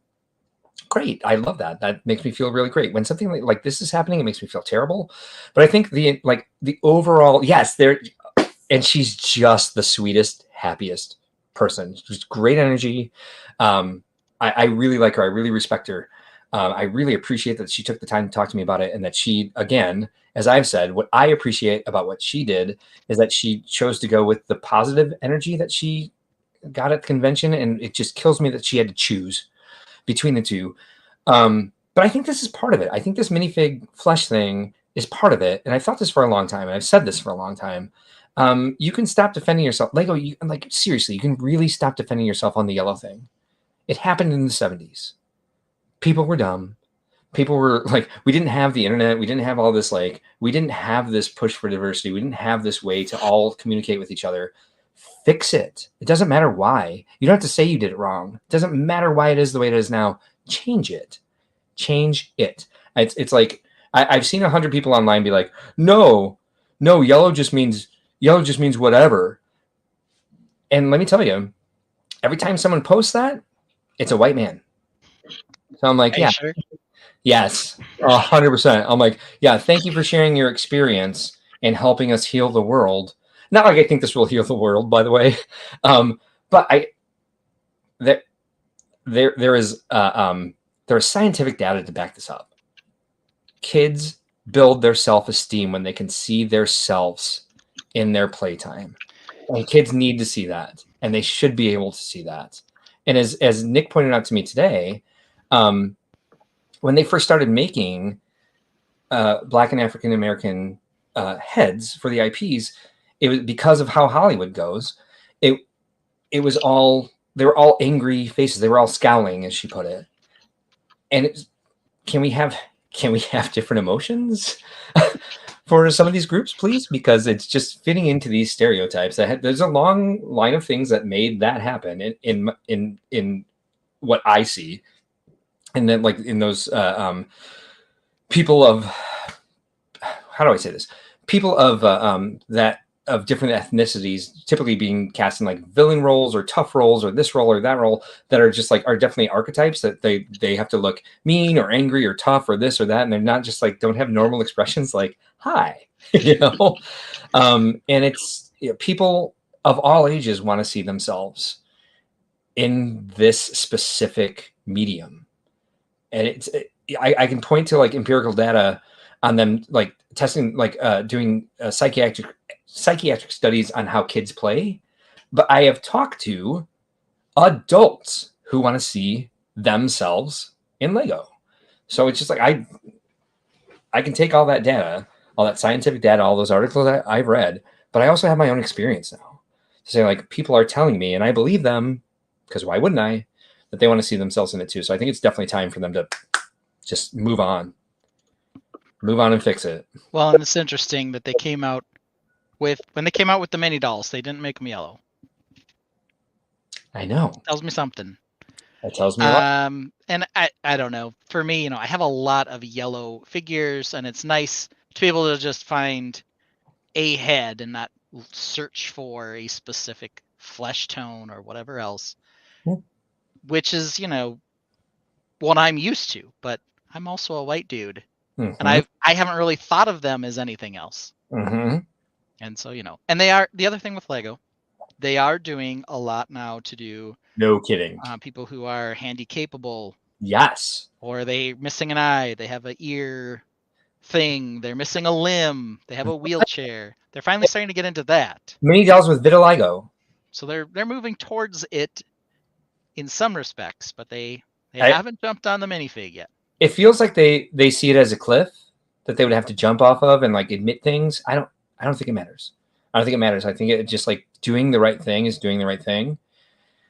And just like, don't mention it. People ask, be like, we decided to make a change because this, and not talk about why it was there in the first place, because that was a long time ago. Legos, they've always got, and they will always have the problem with when they had yellow minifigures representing white folk in movies or basketball players, and then they threw out a brown minifigure to represent someone else. And that quickly became a controversy, and so they quickly introduced fleshy tones for Star Wars characters and NBA players. So there's a number of things that made them sort of reconsider that approach quickly when they finally did make a minifig that wasn't white-skinned. I'm going to defend Lego here. Is Dreams, I haven't noticed, because I'm a white man, is Dreams flesh tone? No, I think they are yellow still, but could be yellow and vitiligo. I mean, that's kind of fun. How'd they do that then? I don't know. Mateo apparently is the dude's name. Lego Dreams and Mateo shouldn't be yellow. Just gonna guess not to push an ethnicity on him. The past is over. We've learned, grown, and adapted. Thank you. Past is the past. Do what needs to be done now. The problem is that people have huge collections and don't want to mix plushies. And that's the thing. It's like it'll always be like a nostalgic Lego thing. I don't think it's something where it's like we should shame people who use yellow minifigures. It'll happen. I'm sure. I interrupted her because they look terrible together. So you'd be asking them to abandon their yellows. Yeah, maybe. I do apologize if I'm offending anyone in any way. We also switched grays and browns in regular tone colors. We've switched colors before, and people have phased them out. So Ralph Nader says he absolutely doesn't want this. Just being far too transparent on a topic on the internet. Transparent? Is that I guess I don't know what you mean by transparent. He's saying he's never really. Earlier he was saying I've never really looked at them as being racial in general. I've got a large collection. To me, it's just they're just. This. I missed that the comments were happening, so I can't do two things at once right now. And I was trying to look up Dreams. He doesn't really think of them as representing people so much as just a generic character. Right, but if you felt different than everybody around you would you want to see yourself in represented in what you're in the artwork you're creating, in the play that you have? Just asking you to think about that. I don't know much about you except that you are yeah, that you're Ralph Nader. That's Mateo. Oh, and he's got little around his eyes. Yeah, a little bit. Just they get them out around their joints and orifices. Anything that creates what's the word I'm looking for? So there you go. He's got vitiligo, and 2 shades of yellow. So, okay, interesting. And again, like it doesn't play into it in your head. And this isn't offensive. This is why we're having this conversation. But it does play to it in other people's heads. Right? Yeah, it would be more like the great transition. Sure. Well, yeah, Brick Orphanage right now. Let me tell you, all the people who hearken for Old Gray, shut up. Shut up. Is there a minifigure for Ice Cream Man and the Empire Strikes Back? Is that the was that the guy? The Comtoso guy, I think. Comtoso. Yeah, Comtoso. The Comtoso guy, right, Chris? That's what we're talking about. Getting really yellow is a step away from their history and their heritage. Maybe. I don't know. They don't use red's not a primary color for a lot of what they build anymore either. I'm not sure. Maybe they'll lose part of their trademark if they change it from yellow. Ooh, here's an interesting story. Their trademark on Mateo turns into slime when he's in the dream world. Interesting. Oh no. Oh, by the way, sorry. So Brick Orphanage said, oh no, he said the same thing. Basically, what Ralph Nader said. Huge don't want to mix fleshies with yellows because they look terrible together. So you'd be asking them to abandon their yellows. We're not asking for that. Like you can have your huge collection of yellows and continue to use them. We're asking for people to have access to the colors that they want to see themselves as when they're representing themselves in their work, and they're not getting that just from the IPs.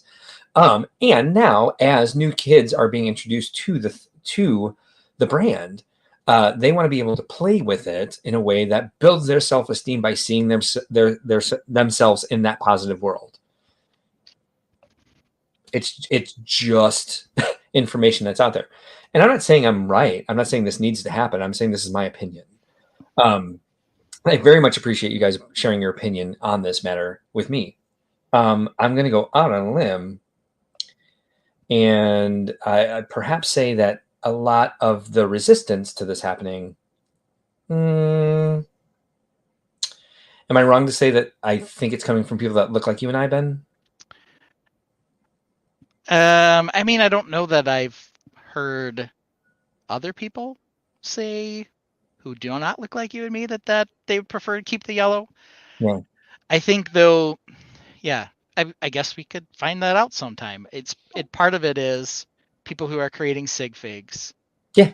Like you have mentioned, find difficulty in doing that if they're not light skinned. Yeah. I have a lot of yellow figures, and I guess for me, I've never thought that they were supposed to represent something, but I can see how people would think that, and I think it's clear that Lego thought that as well. Yes, and this 100% Brick Orphanage. That's how it's been. They're making a lot of those fleshy heads available on bricks and pieces, which is fantastic. Need to add the hands and the arms. Amy Schultz says it depends on who the decision makers are. Yeah, it always does, doesn't it? No, I think that's a great point, Ben. And so I just want to encourage everyone who looks like you and I to just consider other people's experience and just kind of consider the information that I gave you tonight. That like it does help build a child's confidence to be able to see themselves in playing. From what I've learned, adults too, when it comes to our hobby. So there we go. That was my rant. There you go. What a rant. Hello. I mean, I guess for me, if they stayed yellow, I would continue collecting them. If they switched them to fleshy, I'd continue collecting them. And there's probably a way to do something about that where they're like, yeah, fine. If you're not going to change what you're putting in the system sets, great. But then I know they're at like max capacity for production. Just produce them in other colors. Produce hands. Produce arms, legs, whatever with shorts. I don't know. Them easy to acquire. Yes. Lower the barrier to acquire them. 100%. I think that may be a good solution. That way everybody can do what they want, and like we can, you know, there's a lot of people who want to be progressive out there, and like, if that happens and it's available and it's easily accessible, and people start shaming people who are using yellow minifigures, just like ask everybody to just kind of like, just please Be nice. Just yeah, be nice. just be calm, and not shame people for something they might not be feeling. There's that side too, of course, and that's and certainly that's not what I'm trying to do, is shame anyone who feels the way they feel. But I do think the reason I say that I think everyone who is against this change is mostly people who look like Ben and I, mostly white males. I'll just say it, is because we don't in this country, we don't have a lot of experience with that sort of like adversity to how we look. And a lot of this for me comes from the fact that, like, you know, being gay, I've put up with, you know, discrimination, whatever. But gay? right.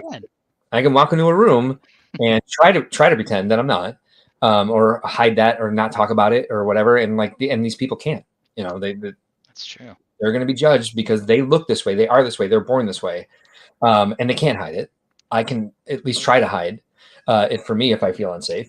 But apparently there's been some good discussion here. We got some great ideas going. Hawkeye Lego Man says, if they updated their Lego Factory minifigure maker to customize more than their torsos, that could be an amazing to start. That is a really good idea. That's a good idea. You know, the other thing I will say, usually when I pull parts off someone to use a torso to make them more generic, I tend to pull them off the fleshy colored dudes who are light skinned. Yeah.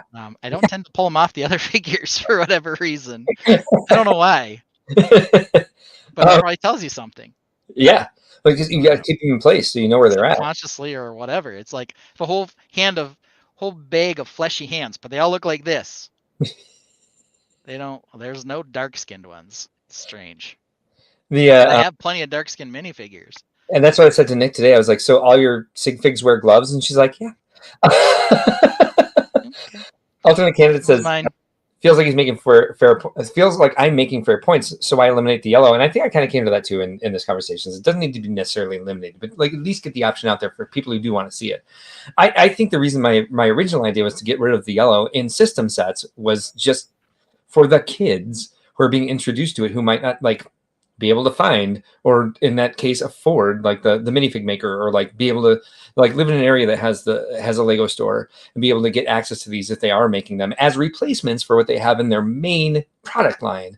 And even that, if they're like you can buy this hospital, but if you want gay employees to work at this hospital, you have to buy this rainbow pack.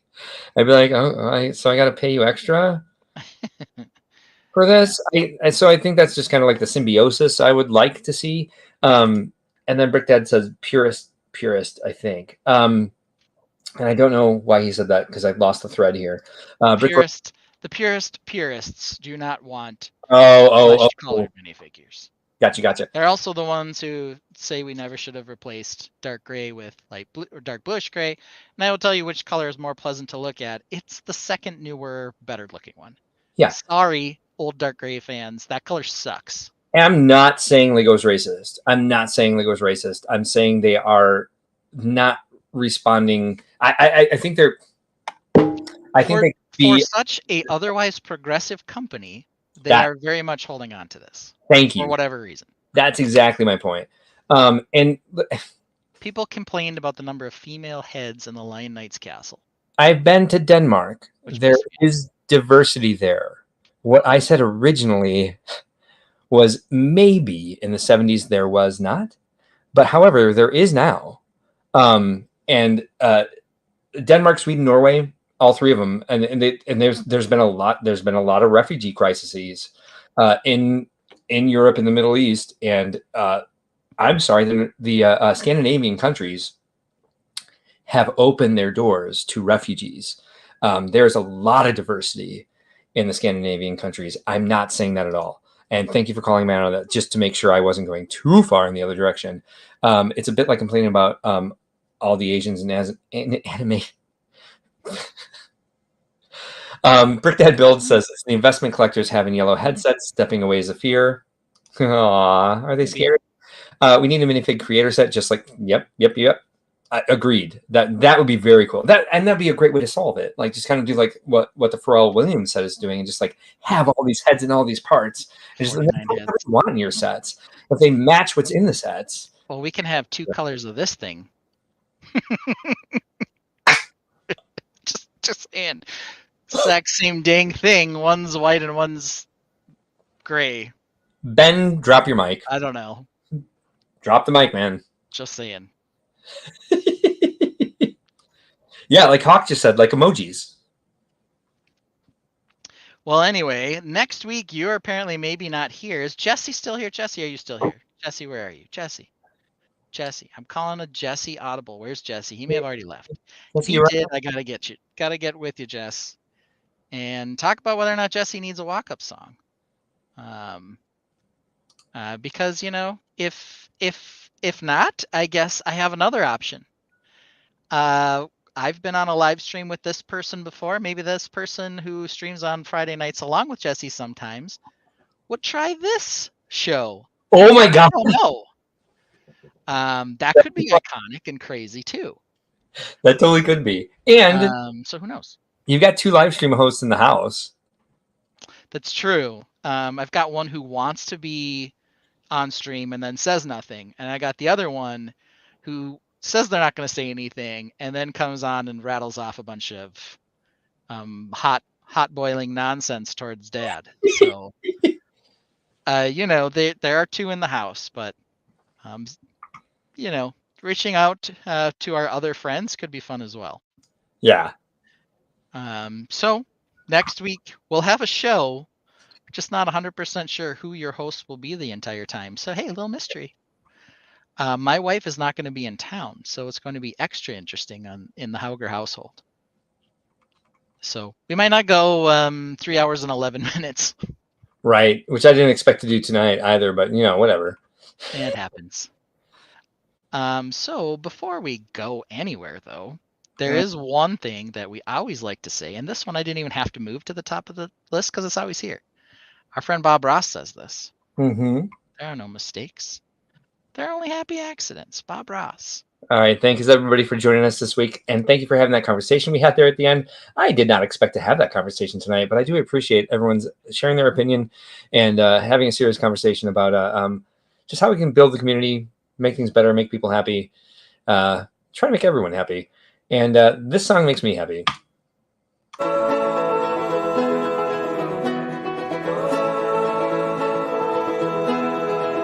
Larry's castle stood so tall, we all sat in awe. Think outside the blocks gave a round of applause. Proud and inspired, Larry showed the grand hall. Physics took over, we all watched the grand fall.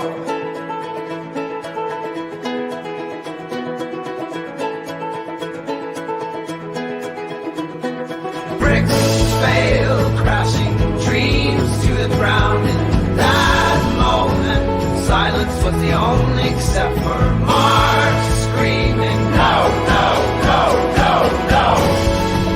Troy was grabbing a beer, hey, what happened, bro? Yes, I pulled a moto. No, you didn't. I did.